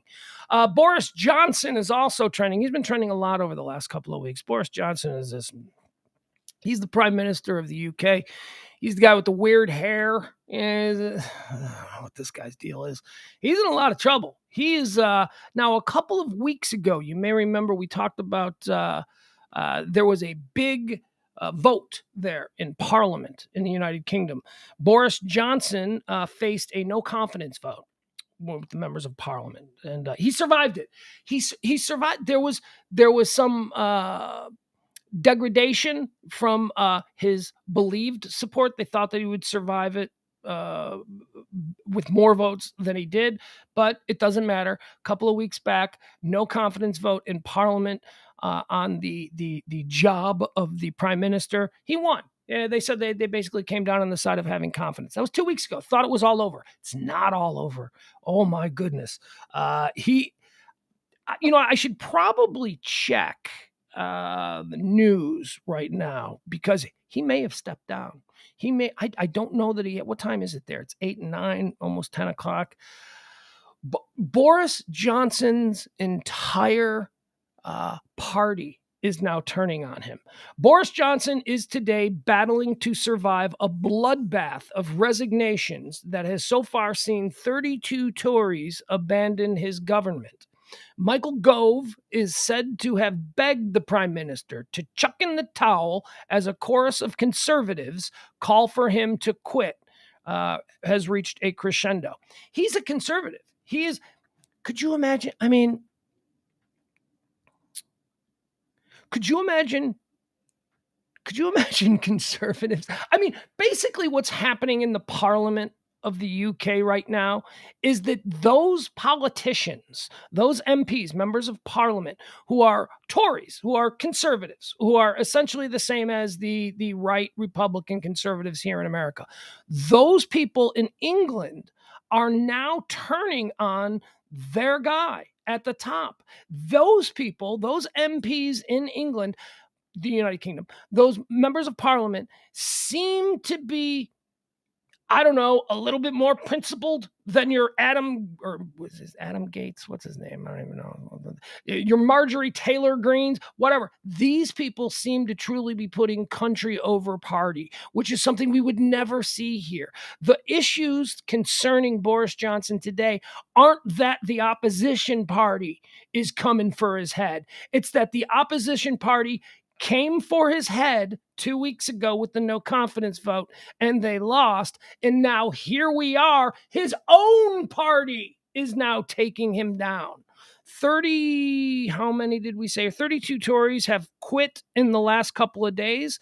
So you guys know, I tell you, I like to get all my world news. I do not watch American cable news. Why the fuck would I? I do not need people spoon feeding me what they want me to think. And that is all American cable news is. Whether you're watching MSNBC, CNN, or Fox News, everybody has an agenda. It is not news. It is not information that's being disseminated. It is propaganda. Propaganda for whatever group of people that network has decided that they want to own. So I watch Sky News. I got the Sky News app. Whenever I need to watch some sort of international coverage of something, I don't watch it from America, because I know that if I'm watching Fox News, that I'm going to get the view of the Republican Party. I know that if I'm watching MSNBC, I'm going to get the view of the wacky left. I know if I'm watching CNN, I'm going to get the view of the advertisers who are sponsoring the commercial breaks. I don't trust any of it. So I'm watching Sky News this morning. They took Boris Johnson and they put him in front of a council. This was going on about 10 o'clock in the morning. And all of the bigwigs in his party. Like, let me put it to you this way. Imagine if during, between the election in 2020 and the situation of January 6th, imagine if Mitch McConnell, Kevin McCarthy, the usual suspects. Imagine if all of the top Republicans called a hearing to grill Donald Trump on his actions. Imagine that happening. Because that's what happened in England. That's exactly what happened in England this morning. And they beat the hell out of him. The entire time that Boris Johnson was sitting there trying to answer all of these questions about his failed government, a bunch of his top cabinet members were gathering at 10 Downing Street. His office, that's the office of the Prime Minister in the UK. So as soon as he left this grilling, he has to get in a car, drive back to his offices, and then sit in a room with his closest and best advisors who were there to tell him to step down. That's going on right now. It's either going on right now, or it's just concluded, or it's still going on. And it was funny too, because he's sitting there being grilled by these people in this hearing in Parliament this morning. He's being grilled. And I don't know, every third guy would go, do you know what's waiting for you at your office? Hey, Boris, do you know what's waiting for you? I've been told that there is a congregation of people who they're waiting to speak with me. Do you know what they want to speak to you about, Boris? Do you know what they're going to do? I don't have that information. They're going to ask you to resign, Boris. Well, I am not. I received a mandate in the 2019. Crazy. It's crazy. So I don't know what's happening with Boris Johnson yet. 5 ministers have all quit in the last 24 hours. A slew of backbench Tory members of Parliament. Don't know what this means. Don't worry. If you don't either, we're all in the same boat here. A slew of backbench Tory MPs have also said Mr. Johnson should stand down. The Prime Minister insisted he was staying and would even soldier on to win the next election. The job of a prime minister, he says, in difficult circumstances, when he's been handed a colossal mandate, is to keep going. And that's what I'm going to do. Let me tell you something. I think everybody who knows me knows that, look here, let's see, how do I say this? All right, I'll just say it this way. One of the most impactful things that I took from the 4 years that we just came out of, and by the way, do not in any way, shape, or form take this as some kind of endorsement of what Biden's doing. Oh, that's shit either. However, one of the things that I took from the previous 4-year administration that, is now an option. It's now an option moving forward. And that is when somebody tells you, if you're in a professional situation and maybe you run afoul of the accepted rules of that profession, and somebody comes to you and says, well, you must resign. For the honor of it, you must resign. You can now say no. No, I'm not going to resign. force me to. Kick me out. Throw me out. I have no dignity. If you want to drag my ass out of this building kicking and screaming, that's fine, because I have no moral code. I have no integrity. I have no dignity. That's something that I took from the last 4 years, that you can just say no to shit. You know, you got these idiots like Al Franken. Remember Al Franken? There was a picture of him from 20 years ago where he's hovering over a sleeping girl, pretending like he's honking her breasts. You know, back when he was a comedian, you know, doing that. And this pussy, Al Franken, this pussy stuff. Well, I can no longer in good conscience performing my role as senator of the great state of Minnesota. So for integrity purposes and because I honor this great body, this institution, I will be stepping down. What the? There's no chance in hell that if that were to happen today to Al Franken, let's say it didn't happen 5-6 years ago. Let's say it happened today. No way in hell anybody steps down now. You just don't. You just don't. You just say no. And you know what happens? We get all upset about that. What do you mean you're not stepping down? What do you mean? You know, he's not stepping down. And we move on. And we move on. Something else happens. Something else happens and we all go, ooh, I'm obsessed with that now. Just move on. Trump taught me that. Brilliant. Just say, yeah, fuck you. Really? Oh, I need to. We've also been seeing this with, like, you know, my entire life, I was under the belief that if the United States Congress called you to appear, you had to appear. There was no ifs, ands, and buts. It was just a thing. You had to appear. Well, guess what? No, you don't. You can just say, nah. And then the ball goes back in their court. And then they got to do something about it. And as we're seeing, nobody has the stones to really follow through on the threats of disobeying Congress. There's so much bullshit out there. So anyway, that's why Boris Johnson is trending. You know what? Let me quickly see. Is Boris Johnson, has he stepped down yet? Do you folks there know? Let's see here. See, has he stepped down? This weirdo. I don't even know who are we going to get in his place? Who's next? I don't even know. All right, let me see. I'm just going to pull up the very latest. 1 hour ago, here's who is likely to be the UK's next prime minister. 11 minutes ago. Okay, this is Boris Johnson's tenure has been defined by scandal. Here are some of the biggest ones. Nah, we're good. 20 minutes ago, CBS News. By Boris, cabinet members quit on UK leader Boris Johnson. By the way, this all stems from, look, there's all kinds of scandals. There's all kinds of things that they're now piling on about this. But during the coronavirus pandemic, which I don't know, we may or may not still be involved in, I don't know. He basically locked down London. He locked down, you couldn't go anywhere, all that kind of stuff. And then he threw a party. At 10 Downing Street. And you've probably heard about this party, this garden party scandal. This is what he's initially drew everyone's ire and put a big target on his back. And today, I was telling you, I was watching the Sky News thing where he was forced to sit in front of a bunch of members of the UK Parliament and basically be deposed on live television. He started blaming alcoholism. He said not his own, but he said that he has come to realize that there is a severe problem with over-imbibing in alcohol among some of the key members of the current government. It was almost like a threat, like he was saying, fine, you want to do this? I'm going to start telling everybody you're all drunks. And that was the excuse for having the party, that they just couldn't control themselves, that everybody that was at that party is an alcoholic, and you know how alcoholic, it was so ridiculous. He's panicking. He has absolutely no response for any of the charges that are being thrown at him. So he's just going with whatever.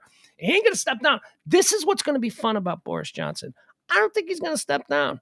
I think we are going to see what mechanisms are in place, not here, not in America, but over there with UK Parliament. We're going to see what kind of mechanisms are in place if they tell him you got to step down and he doesn't do it. Will nothing happen? Probably. Probably nothing will happen, and then he'll probably get reelected. I don't know. All right, so we're waiting to find out what's happening with Boris Johnson. It looks like he's still doing his thing. Tim Allen is trending. Tim Allen. I always enjoyed Tim Allen. I always thought Tim Allen, I mean, look, his stand-up comedy was funny, but it was, he's not doing Carlin or Pryor level stuff, but it was funny. He was good. Home Improvement, it was a sitcom. It wasn't a great sitcom, but a big hit. I'd seen him. He'd done a couple of other things that I enjoyed. I don't know. I'm just trying to tell you that, like, in my mind's eye, I always kind of liked Tim Allen. I always kind of thought, I kind of like that guy. Isn't Galaxy Quest? Wasn't that the movie that he was in? It was so good. He did one movie that is just a classic, cult classic, but still just a classic. So Tim Allen is trending. Tim Allen is trending because his pal Tom Hanks, who we all know and love. Actually, that's not true. If you're a member of the far right, you don't love Tom Hanks because Tom Hanks is a pedophile, right? Isn't he one of the pedophiles? Doesn't he run like some giant child porn operation out of his garage there? Him and Rita Wilson, they're like the world's #1 producer of child porn, right? Isn't that like one of the Q things? One of those. So Tim Allen is trending because Tom Hanks has reacted to Tim Allen not being invited to do the voice of Buzz Lightyear in the new Lightyear. Is it called Lightyear? I don't know, whatever it is. Chris Evans, right? Isn't that who did it? Or is it one of the other Chris's? I'm not sure. Anyway, Tom Hanks was asked in an interview, what's up with Tim Allen? Why wasn't he asked to participate in the Lightyear movie? And Tom Hanks said, I don't understand that.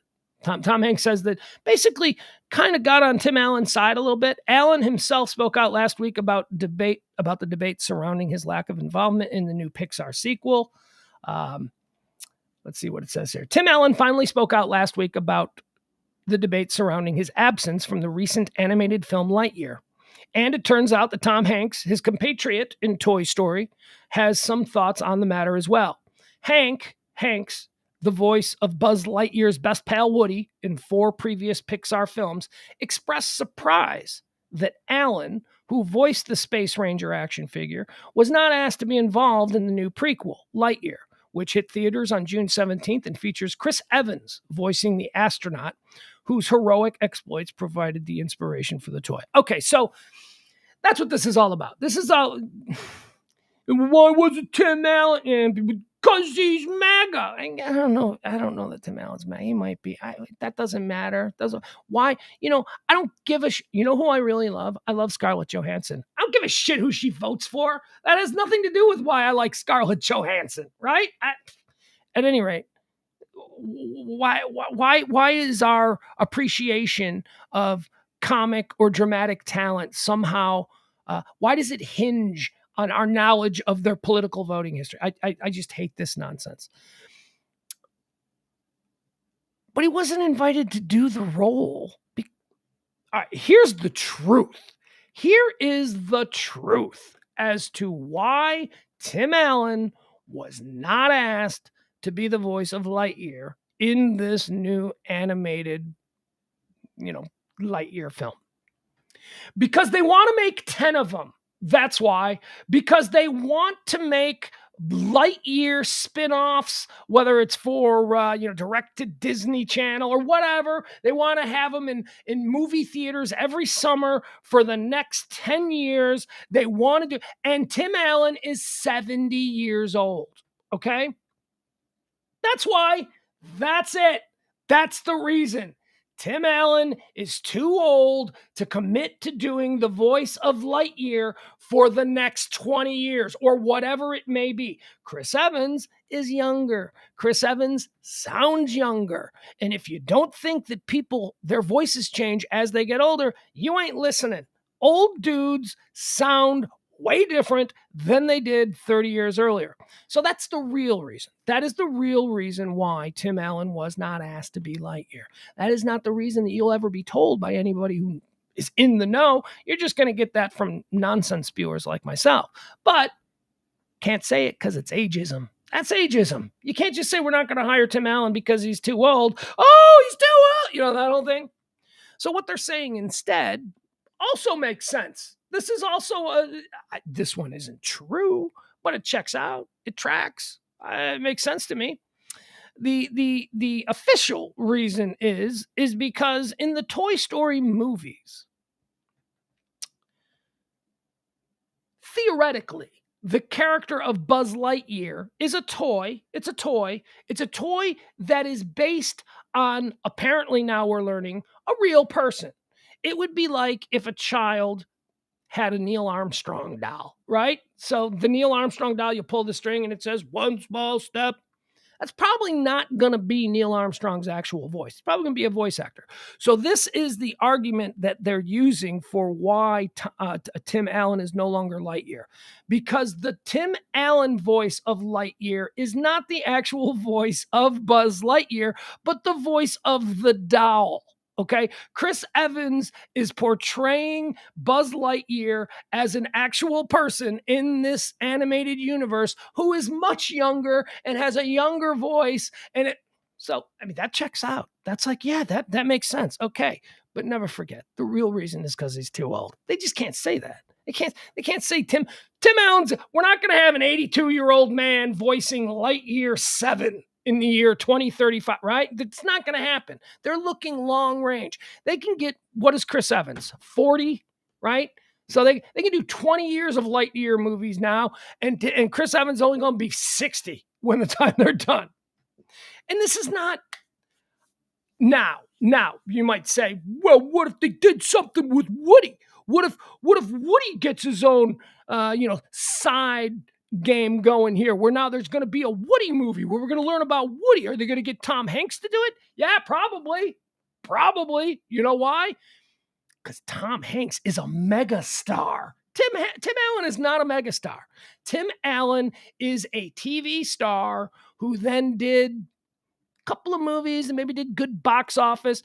Tim Allen is never winning Oscars. Tim Allen is never, 100 years from now, people are not going to know who Tim Allen is, but they will know who Tom Hanks is. So yeah, I'm telling you, a 70-year-old Tom Hanks, they'd be lucky to get a 70-year-old Tom Hanks to voice Woody in the new films, because it ain't the same. Well, that's not fair. Well, life ain't fair. If Tim Allen had the career that Tom Hanks had, then maybe he'd still be voicing the Lightyear, but he doesn't. See, these are all really ugly truths that you can't say because hashtag cancel culture or whatever. You can't be misogynist. You can't be ageist. You can't be just because he's a... Stop it. That's why Tom Hanks and Tim Allen are both trending today. What else do we got? Oh, this is a good one. Oh, did you see this? Did you guys see Simply Safe is trending on all platforms? Simply Safe. I didn't know what... I don't know what Simply Safe is. I guess it's like a Ring doorbell service, that kind of a deal.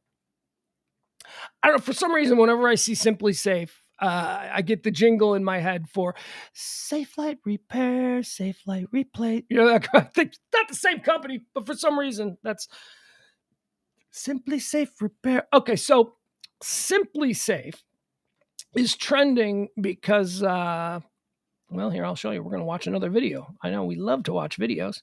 Simply Safe is trending because somebody had themselves a 4th of July whoopsie, and the Simply Safe, the Simply Safe camera on the door recorded the entire chaotic mess of a scene. So here, let's watch this. I don't know if you guys have seen this, but here's what I would suggest to you. Just because you think it's probably over, don't blink. Don't take your eyes off of this video, okay? Because you're going to think it's over, and it ain't over, and you don't want to miss it. All right, so let's see what we got here. This looks like a very nice all-American suburban 4th of July get-together. They're on the front yard here. Let me point out a few things. First of all, we got to see this one right here. You can see the cursor. Can you see the cursor? Yeah, you can see the cursor. All right. So right here, you got a little baby. Look at a little baby in the jumper having a good time. What else we got? We got some moms. We got this I don't know what this is. Maybe it's a teen or something. All right. Here you got the men's. The men's doing the men's things. By the way, this is another reason. I had a conversation with Parker last night. We were talking about fireworks, and he's like, yeah, you're standing in your driveway blowing off fireworks, and I'm like, this is just another difference between James Parker and myself. He is the country mouse, and I'm the city rat. I never did this. We didn't have fireworks growing up. We didn't. This wasn't. We would go to a park district and we would watch. I mean, yes, there were some people who had bottle rockets and they'd be blowing stuff off, but not to this extent. Just different cultures, just different ways of doing it. I think that I don't know. Maybe more suburban or more rural kind of enclaves might have a different take on this. But let's keep looking here. All right. So down here we got a little kid. This kid is doing something. I don't know. A little kid watching the men's who know what they're doing. This is man's work. We know what we're doing. Don't worry. Let me direct your attention to here. You see this back here? You know what this is? This is all of their fireworks. These freaking morons are keeping all of their fireworks in one little area. Which is, I don't know much about fireworks. But I think you don't want to keep like all of your fireworks in one area, right? Wouldn't you want, just for safety? Now let's watch the video. Let's see what happens. This is fun. 4th of July fun. Oh, it's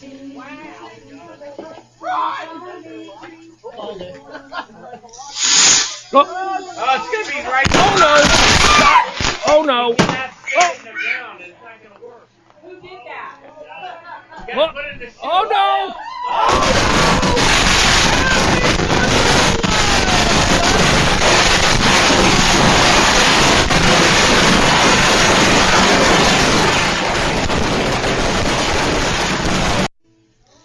Thinning of the herd, folks. I mean, look, I hope there are a lot of innocent kids there. I hope they're all okay. I'm guessing they are all okay because Simply Safe seems to be sharing this without really worrying about the blowback of that child died. So I'm guessing because Simply Safe seems to be okay with this trending, and they even commented on it on one of the threads. So I'm guessing that everybody's okay. Should we watch it one more time? Should we break it down a little bit? Okay, so they've lit this here, right? So this, they got a little bottle rocket, and now they're all moving away. So I think what's going to happen is something from here is going to shoot right into the big arsenal of explosives that they've all conveniently gathered in one spot. Also, though, you want to talk about mom duty? Look at that. Mom gets right on this little kid right here. Gets this kid out of there as quick as possible. Oh, it's going to be right. Look at mom in the orange, man. It was less than a second. The minute, talk about having that mom skill where you realize, okay, that's not supposed to happen. Oh, it's going to be right. Boom. Get that kid out of there. Run away with the kid. Who did that? All right, now this kid I'm worried about. This kid's got his back to it. They think it's over. How about this dude over here? What's going to happen with him? Let's see how he fares. Okay. Why does he see all? Why is he standing? Why isn't he running his balls? He knows that's where all the fireworks are. Why is he just standing there covering his ears?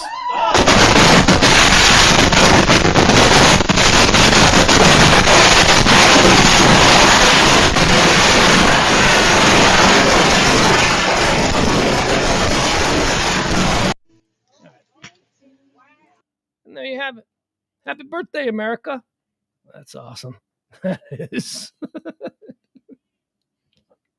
Byron says, I'd pay to watch that if it could be recreated. Well, luckily, you don't have to because viral, because we're all watching it. Grubhub is trending. Who do you like the Grubhub? I love, first of all, don't even get me started. I don't know if Ed is, Brady, I agree. That video ends way too soon, but that is the case with just about every viral video that circulates. I always want at least 30 more seconds of it. I need to see what happens. You know what I mean? Like they always seem to end. They give you, the meat and potatoes, but then you never get to see like the immediate aftermath. That's what I like. I like to see the immediate aftermath. It's a good observation, Brady.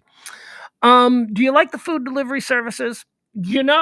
and if Ed is in the chat room, Ed, my buddy Ed, Radio Misfits Ed, who created, we invented the whole concept of what is now Grubhub and all this kind. We invented it. We invented it back in the mid 1990s.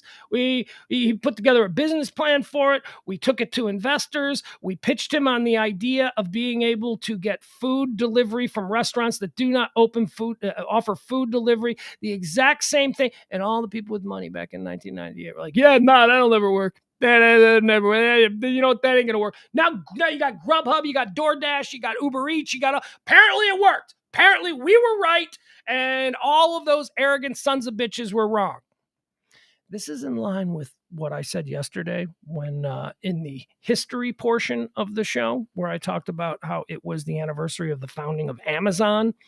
And I said that I hope that Jeff Bezos has a list of names of people who back in 1994, when he started the company, I hope he's got a list of names of people who told him that Amazon would never work. I hope he does. I hope he does. Because I do not have the list of names of people who told me that all the menus is what we called our company. I do not have a list of names of people who said no to the all the menus concept, which then became Grubhub, but whatever. All right. So Grubhub is trending. I love Grubhub.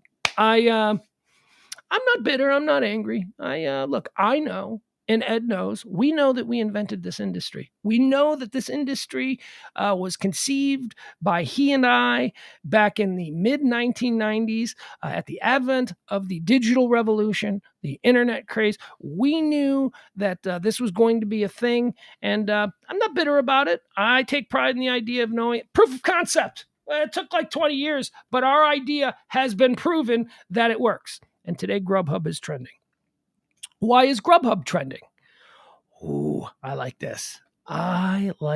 See, I have been sort of moving between Grubhub and Uber Eats for pizza delivery or whatever. You know, it used to be you want pizza, you just call the pizza restaurant, and that pizza restaurant has a boy that sits in the back, and that boy brings the pizza. But now, what do you want? You want McDonald's? You don't want to go to McDonald's? Okay, go to Grubhub and order some McDonald's. Some dude will be at your door. That's the other thing about Grubhub that I love, that you order from your favorite pizza place, you order from your favorite Chinese takeout place, whatever, the traditional places that would deliver food. You order from these places, and they're like, it'll be an hour and 10 minutes. That'll be an hour.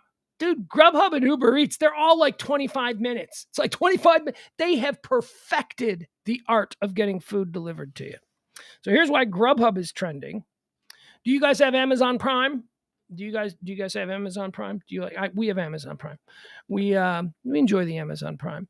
If you have Amazon Prime and you are Amazon Prime subscribers, now get Grubhub Plus free for a year. Like I said, I've been moving back and forth between Uber Eats and Grubhub, depending on, I don't know, I'm just trying to see which service I like better. I'm now a Grubhub guy, it looks like, because you're telling me that I can now apply my Amazon Prime membership to my Grubhub account, and I'm now a Grubhub Plus member for a whole year? I'll tell you, as someone who uses Grubhub, I always see the little flag there that says, Grubhub Plus, receive an extra 40% off with Grubhub Plus. Now I'm a member. All right, very good. The free delivery subscription normally costs $9.99 a month. So if you are not an Amazon Prime subscriber and you do use Grubhub and you wanted to step up, it's a premium. You would have to step up and pay. Grubhub's free, aside from you got to pay for your food. But to use that service, it's free. Maybe there's a little delivery fee thing. I don't know. It's really affordable. It is crazy affordable. It really is. Because I would never have used any of these services if I thought that they were like, cost prohibitive. They're not. They are really affordable. Look, it all depends on what you tip, because you got to tip. You got to tip the guy. But like you can get it. We used to charge $3.50 at the restaurant in Chicago, $3.50 for a delivery. I don't know. What is it, like $1 for delivery with Grubhub? I don't know what it is, but it ain't like $3.50. At least I don't think it is. Maybe it is. Amazon Prime subscribers in the United States are getting a new benefit as part of their subscription. The company has announced that today they'll be able to redeem a free year of Grubhub Plus the monthly subscription service that offers free food delivery on orders over $12 from participating restaurants. Grubhub Plus normally costs $9.99 a month. All right, there you go. Now I'm getting entirely free delivery. Now my delivery charges completely go away because I've got Amazon Prime. You want to know something else about Amazon Prime? You know how I bitch and moan about how we've got a grocery store at the end of our block? It's in walking distance, and I always wanted to have a grocery store within walking distance because I thought that'd be a neat little thing to have. But my grocery store is a stupid Whole Foods. I can't have a Kroger, huh? I can't have a Walmart Market. I got to have a Whole Foods. I finally get a grocery store that is within walking distance, and it's a place that doesn't even sell Coke Zero. It's a place where everything's organic and all the fruit looks broken and gross because that's what I get. And I used to complain about, I'll go up to the Whole Foods and everything seems to be like, just a little bit more expensive, just a little needlessly, necessarily more expensive. Turns out if you're an Amazon Prime subscriber, you get like steep dip discounts at Whole Foods.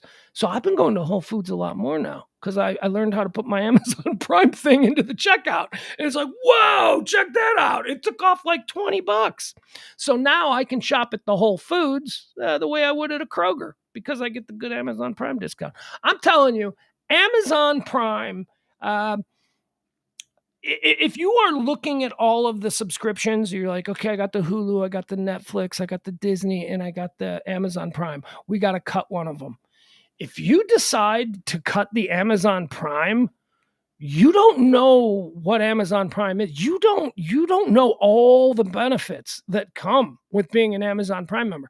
And this ain't a commercial. I'm not doing a commercial here for Amazon Prime. All I'm saying is there's like all kinds of like hotel rooms, crazy shit that you get discounts for simply for being not to mention, do you still get free deliveries with Amazon Prime? Wasn't that part of the deal? Isn't that what they use to lure people? That anything you order on Amazon, you get free delivery if you're a Prime member, whatever it is. Anyway, very exciting news. Very exciting news for fat people and fit people alike, because you can get salads delivered by Grubhub. But for a guy like me, very excited to know that my Amazon Prime membership is now going to take big chunks of the price off of, it's going to eliminate the delivery fee altogether from Grubhub, but it's also going to allow me to be eligible for all of the, are you a member of Amazon Prime? Or no, are you a member of Grubhub Plus? Take another 20% off your bill. See, now I'm eligible for that stuff. I like it. Autism is trending. Why, oh, why is autism trending? Well, I'll tell you why it's trending. Here, I'll pull this up. Autism is through the roofs, people. There are more.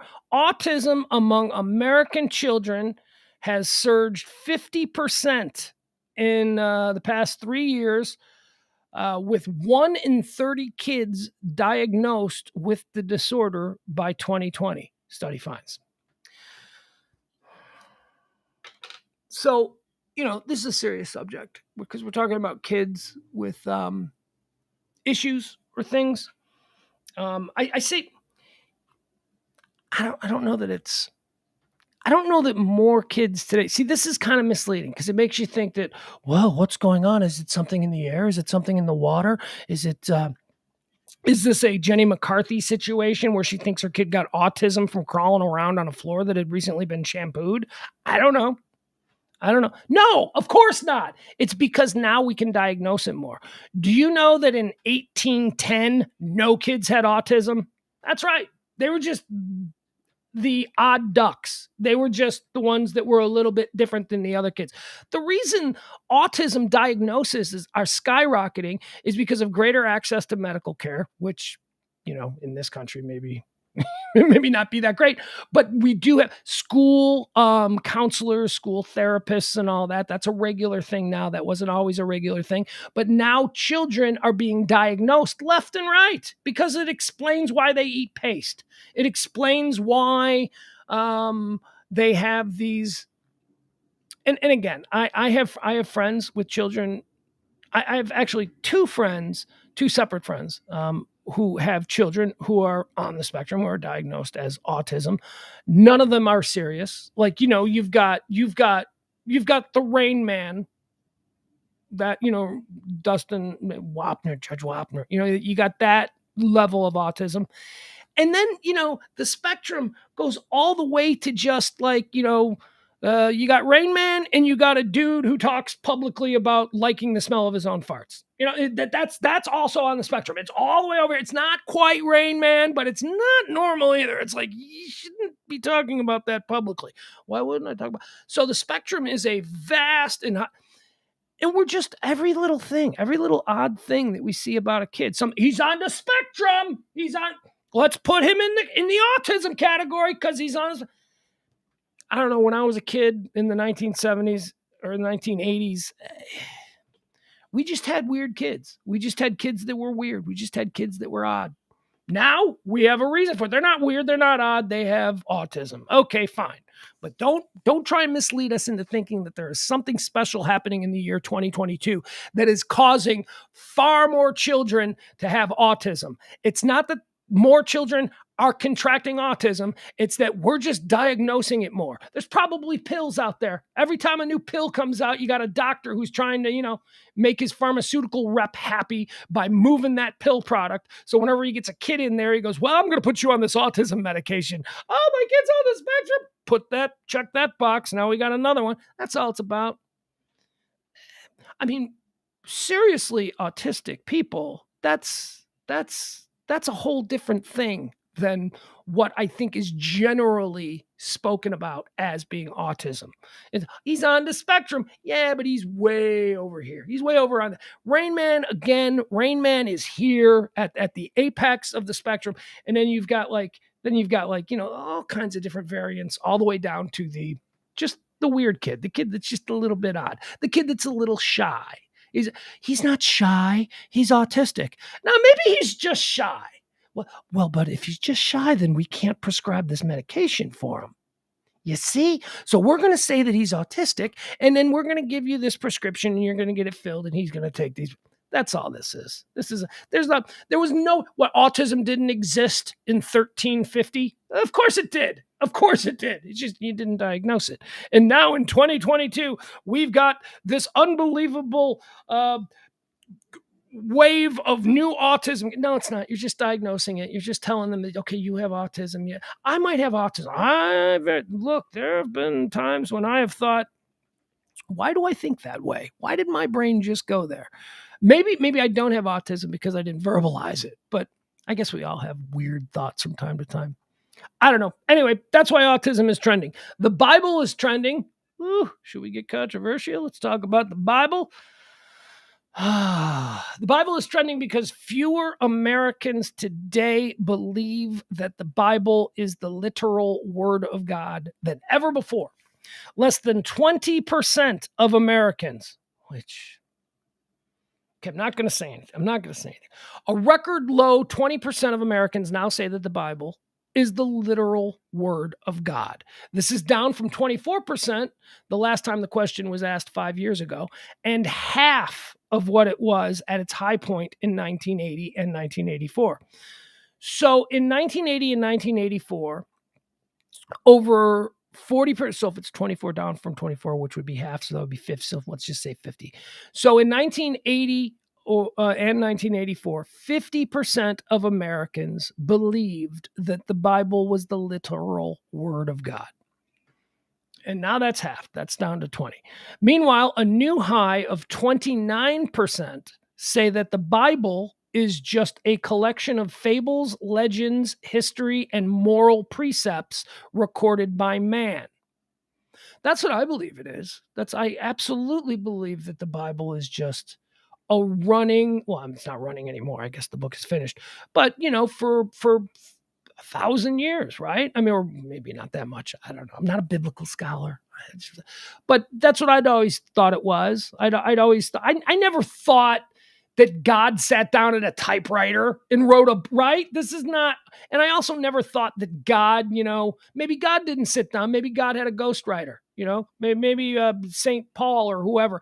I never thought that. I just kind of always thought that the Bible was just men of faith, religious men of the time, who just wrote down the stories of the origins of their religion, which would be Christianity.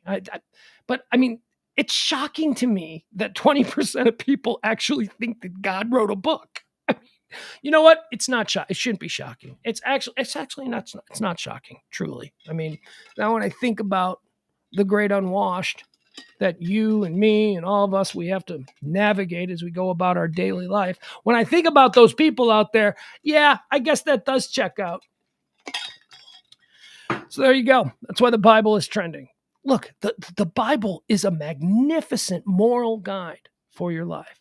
And it's all about, at least this is how I feel, it's all about the interpretation. It's about you reading these words and how those words affect you, and then how they manifest inside of you as you grow and live and learn and become a human being. It is a guide. They are rails to sort of keep you in the lane. If you are somebody who relies on the Bible, who loves the Bible, that's wonderful. What an incredible, begrudge no man their faith. Life is a very difficult thing. Life sucks. Life is hard. Everybody needs something to help them figure it out. And if the Bible is your way, if religion is your way, I don't have any issue with that. I think, as a matter of fact, in some regards, I might be a little jealous because I don't have that. I don't know. I'm just confused all the time, by the way. But if I had a book, a manual for life, which is sort of what the Bible is, if I had something like that where I could just start reading and I could feel better and have some questions, if not answered, at least made a little bit less blurry for me, that would be a wonderful thing. I don't have that. But if you do have that, that's great. So, but people who think that it's actually a book that God wrote, that's crazy. The literal word of God, that's crazy. That is nuts. You're dumb. See the previous story about autism. Get on that. That's crazy. God didn't write that. These men influence people, individual humans who were heavily influenced by the presence of God in their life. They wrote it, and they may have even written it with the belief that these were the words of God funneling through them. That's fine. If that's what you believe, that's fine. But don't tell me that you think that this is literally that God came down and then what did he do? What did God give a TED Talk? And did somebody just transcribe the TED Talk and then they called it the Bible? No, that's not what happened. That's not what happened. New study alert. New study. We got a new study here. What is this one? I don't even think I know what this one is. Did I see this? Oh, yeah, there it is. New study. Okay. I love the new studies. Here's why I love new studies. Because every time I read a new study, the findings are insignificant. I don't care about what's stupid. It doesn't matter what it is. I just love that there are people out there who were able to get somebody to give them money to study and research something ridiculous, something that doesn't need it to be, well, we just got $100,000 funding to determine if water is truly wet. So we're going, it's shit like that. It's like, so here's this new study. Let's see if this is this is a dumb one too. All right, here you go. Some group of researchers, some group of professors, whoever scientists, they received money to study if neighborhoods that have more dogs see less crime. And guess what they found out? Neighborhoods that have more dogs see less crime. Thank you, ladies and gentlemen. This is like when you get the funding for a study like that, what do? You show up in the lab in the office for like 10 minutes and then go, all right, let's take a 6-hour lunch because we know how this study's going to end. Of course, neighborhoods with more dogs are going to have less crime. people who commit crime don't commit crime when there's a pit bull on the other side of the fence. You know what I mean? This is stupid. This is neighborhoods with more dogs see less crime. Study shows. Imagine being the guy who had to write the check for that. Wait. I thought your study was on cancer research. I wrote a check for $100,000 for you to tell me that if you have a dog, you're less likely to have someone break into your house. It turns out man's best friend is taking a real bite out of crime. Researchers from the Ohio State University have found that neighborhoods which are home to more dogs also experience significantly less crime, including murder and assault.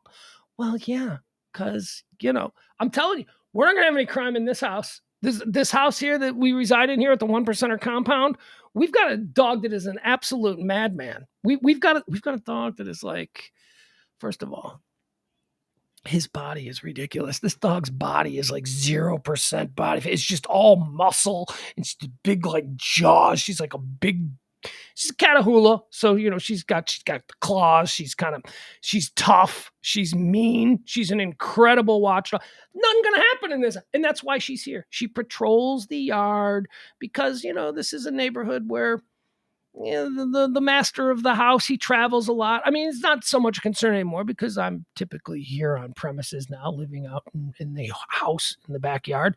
But so we got a dog. The dog patrols the property. And the dog is here, and the dog is, nobody's coming in this yard. That's all I can tell you. Nobody's coming in this yard. They will hear the bark. The bark is a good bark.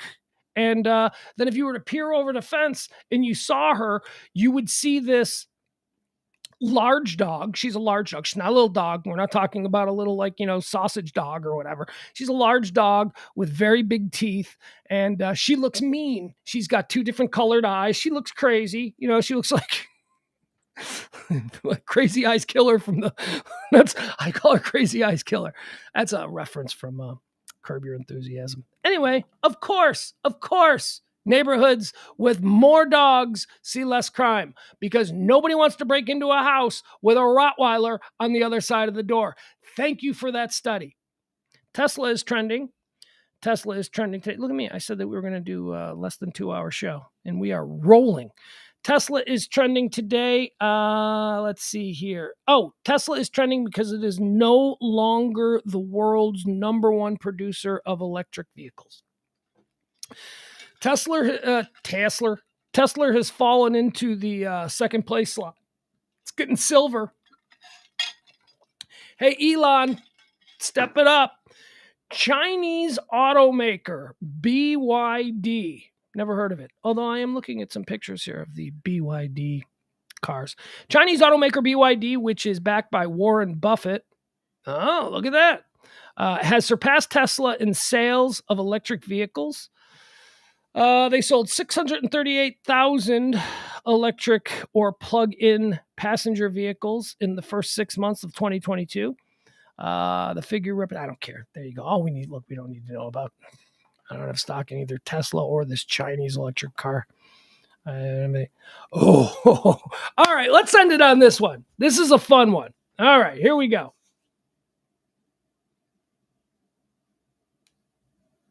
Sorry, I'm looking at. I was distracted by a chat. Now I'm sorry. I love you chatters, and sometimes I don't pay attention because this is difficult when you're just sitting here by yourself and you're trying to make some sort of a conversation. With just stream of consciousness for 2 hours. So I do apologize. I just got a little distracted there. But you want to be distracted? Who else wants to be distracted? Because this is possibly my favorite trend that I have ever seen anywhere in the history of us doing this show, which is now closing in on a year. We're just about a month and a half away from celebrating our 1-year anniversary here of doing these streams every Monday through Friday, noon to about 2:00. And then we come back and we do Pillow Talk from 9 until 10 o'clock. This is the best trending topic that I've seen. This is the one that made me laugh. Are you ready for it? Here it is. Trending today, although I don't know if it is anymore, but I'll look. And it wasn't trending anywhere, but it was trending on Google Trends. Pelosi jugs. Pelosi jugs was trending. Good night, ladies and gentlemen. Nancy Pelosi is apparently over in Italy taking a little summer vacation. And look at her jugs. She went out wearing, I don't know if she's at the beach. I don't know if that's a bathing suit. Looks like there's water in the back. It's definitely the beach. She's definitely wearing a bathing suit. But now that I see what's going on in the background there. Let's just take a moment. Let's just look at Pelosi's jugs and let's just marvel at how funny it is that the Speaker of the House of the United States of America is trending with the hashtag Pelosi jugs. Look at her. I personally, okay, now let's take a, and look, I'm not sexualizing her. This is not like, she's 82 years old. She's 82. Those are 82-year-old Pelosi jugs. Anybody else shocked that Pelosi's, because they're real, right? I mean, Pelosi didn't have implants.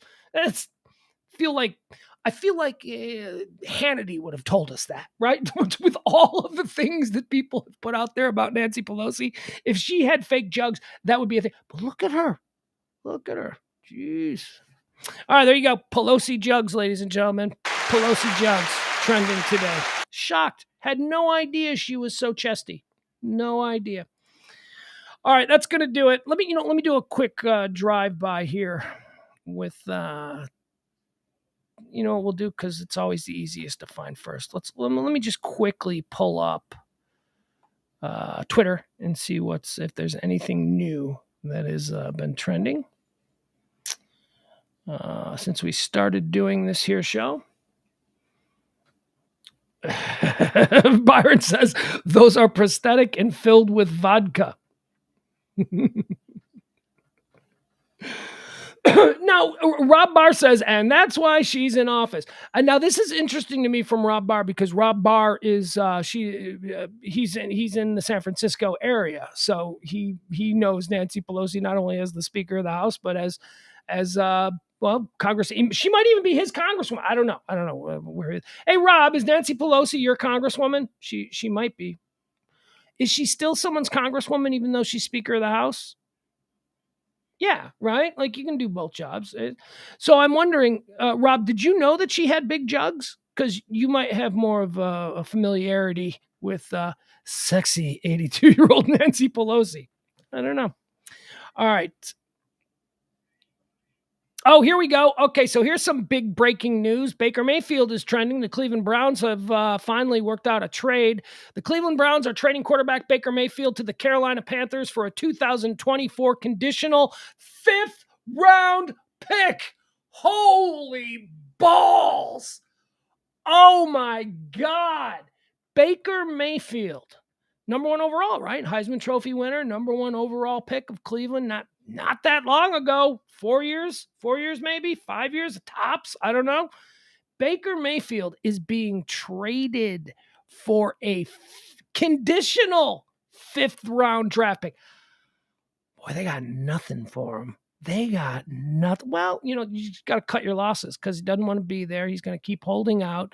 You've completely humiliated him. I'm not the world's biggest Baker Mayfield fan. As a matter of fact, I found his television commercials to be just a little bit too much. It's like, all right, can we do a little bit less Baker Mayfield? Although it was a funny concept. Remember, he did the insurance commercials where he lived in the stadium. He was wandering around in the bathroom. That's a funny concept. But I always thought, and I don't know how I feel about Baker Mayfield. I didn't think he was a terrible quarterback, though. I know that. I didn't think that he was. I think that he's better than a conditional 5th-round pick. I just think the situation between him and the Cleveland Browns is so broken that they weren't going to get it. He was not going. And I think the rest of the league knew that. I think the rest of the league is looking at this situation with the Cleveland Browns and Baker Mayfield, and they're saying, well, yeah, we'll take them. We'll take them, but we aren't going to give you like 2 first-round picks and a 3rd round. We're not going to do that. I go, he doesn't want to play for you. He isn't going to play for you. You guys have broken the relationship with him so badly that we're just willing to sit here because we know at some point you're just going to dump him because you don't want to pay him. So, I mean, that's what happened. If you remember early on, when the Cleveland Browns first acquired Deshaun Watson from the Texans, the Cleveland Browns were asking for just a ridiculous haul for Baker Mayfield. And the rest of the league kind of went, yeah, no, you're not going to get that. You've got Deshaun Watson and Baker Mayfield. You're not going to keep both of them. We, the rest of the league, know that you're going to need to move him. So we're just going to sit here and wait. We're going to wait and see how desperate you get. We're going to sit here and we're going to wait until you, the Cleveland Browns organization, decide, all right, we're getting too close to camp. We can't have this distraction. We need to remove him from the books. And at that point, someone will step up and offer a 5th-round conditional draft pick. That is crazy. The former number 1 overall pick, the Heisman Trophy winner, a guy who is not a terrible quarterback. He is not. He's still early in his career. He could turn out to be worthy of the number 1 overall pick. Has he been thus far? Not particularly, but he hasn't been a bust. By any stretch of the imagination, he hasn't been a bust. He has performed like a young quarterback who is evolving into the league. A 5th-round conditional pick. That's awesome. Julius Caesar. Why is Julius Caesar trending? Yeah, I don't care. WNBA is trending. Don't really care about that. Boris Johnson is still trending. There's still no news on whether or not he has stepped down. Anything else? Tim Allen is still trending. Bunch of stupid political stuff that we don't need to get involved in.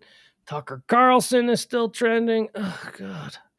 All right, that's going to do it. That's it for today's show. I do appreciate you coming by and hanging out with me again. We'll be back later on this evening at 9 p.m. Central Standard Time for what we like to call Pugs and Parker proudly present Pillow Talk here on the Radio Misfits podcast platform. That's gonna just about do it for today's show. Please tip the show if you can. Help out in any way possible. You can see ways that you can participate. We've got your Venmo down there at the bottom of the page. We've got the Cash App down there. Drop a little something if you can. That would be greatly appreciated. The show runs on your kindness. The show runs on your tips. Treat me like your bartender, your barista, your car valet, whatever it is that you want to justify it. That's fine by me. So, you know what? Let me pause this. So last night on the Tuesday show, I sent Kelly a text, because, Kelly, my former radio partner back from the Pugs and Kelly days, Kelly does Mondays. We call Kelly Moore Mondays with Pugs and Parker. And we were not on Monday because, 4th of July. So I reached out to Kelly yesterday and I said, you want to come on tonight? She didn't respond. That's not like Kelly. Kelly always responds to my texts. I'm the one that doesn't respond, but I'm the one that's not a good text friend. She's a tremendous text friend. She's very good at the art of making sure that she responds to texts. Maybe I'm just getting a little taste of my own medicine. Anyway, I'm going to reach out to her again tonight. So maybe we'll have Kelly on tonight. We'll see. Whatever she wants. She's a busy woman. Busy woman. Hold on. Something just popped up on the trends. Dogwood Dell. What is Dogwood Dell? It's like whenever I see these things, I always think, oh, God. What is Dogwood Dell like a place where the latest mass shooting has occurred? Arrests made after Richmond police receive a tip about planned 4th of July mass shooting. Okay, so it was kind of related to a mass shooting situation. A multi-answer test. I am on a never-ending quest. Breaking, 2 men were arrested after plotting a mass shooting on a July 4th celebration in Dogwood Dell. That is a 2,400-seat amphitheater in Richmond, Virginia. The suspects were charged with possession of firearms while in the U.S. illegally. Ooh, where are they from? Where are they from? And look, we don't need to be importing terrorists anymore. We used to rely on the foreign terrorist, but we've made great strides developing our own domestic terror. We don't need this from out of state. We don't need this from other countries anymore. Tomorrow is another day.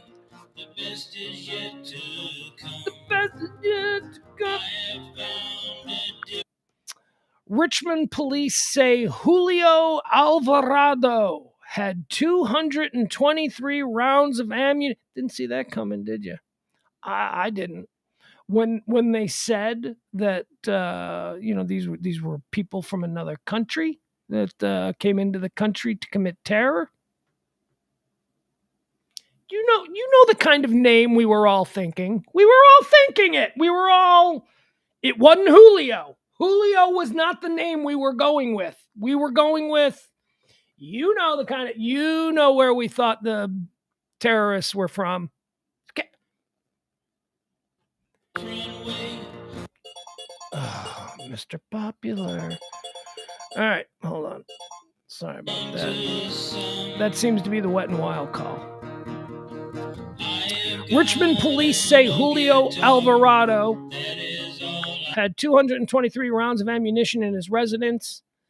He is accused of planning a mass shooting at Dogwood Dell in the city of Richmond, Virginia on the 4th of July. All right. I think that brings us up to speed here on everything that we need to be talking about. No, you're racist, Byron! All right, I gotta go. I think we're taking the boys to Hurricane Harbor or something. I don't know. It's summer. Summer rules. Love you all. See you tonight, 9 o'clock.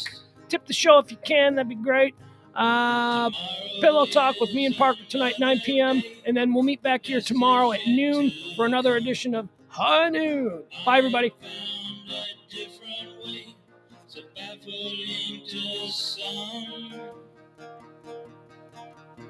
I can smile a little now, things are going good.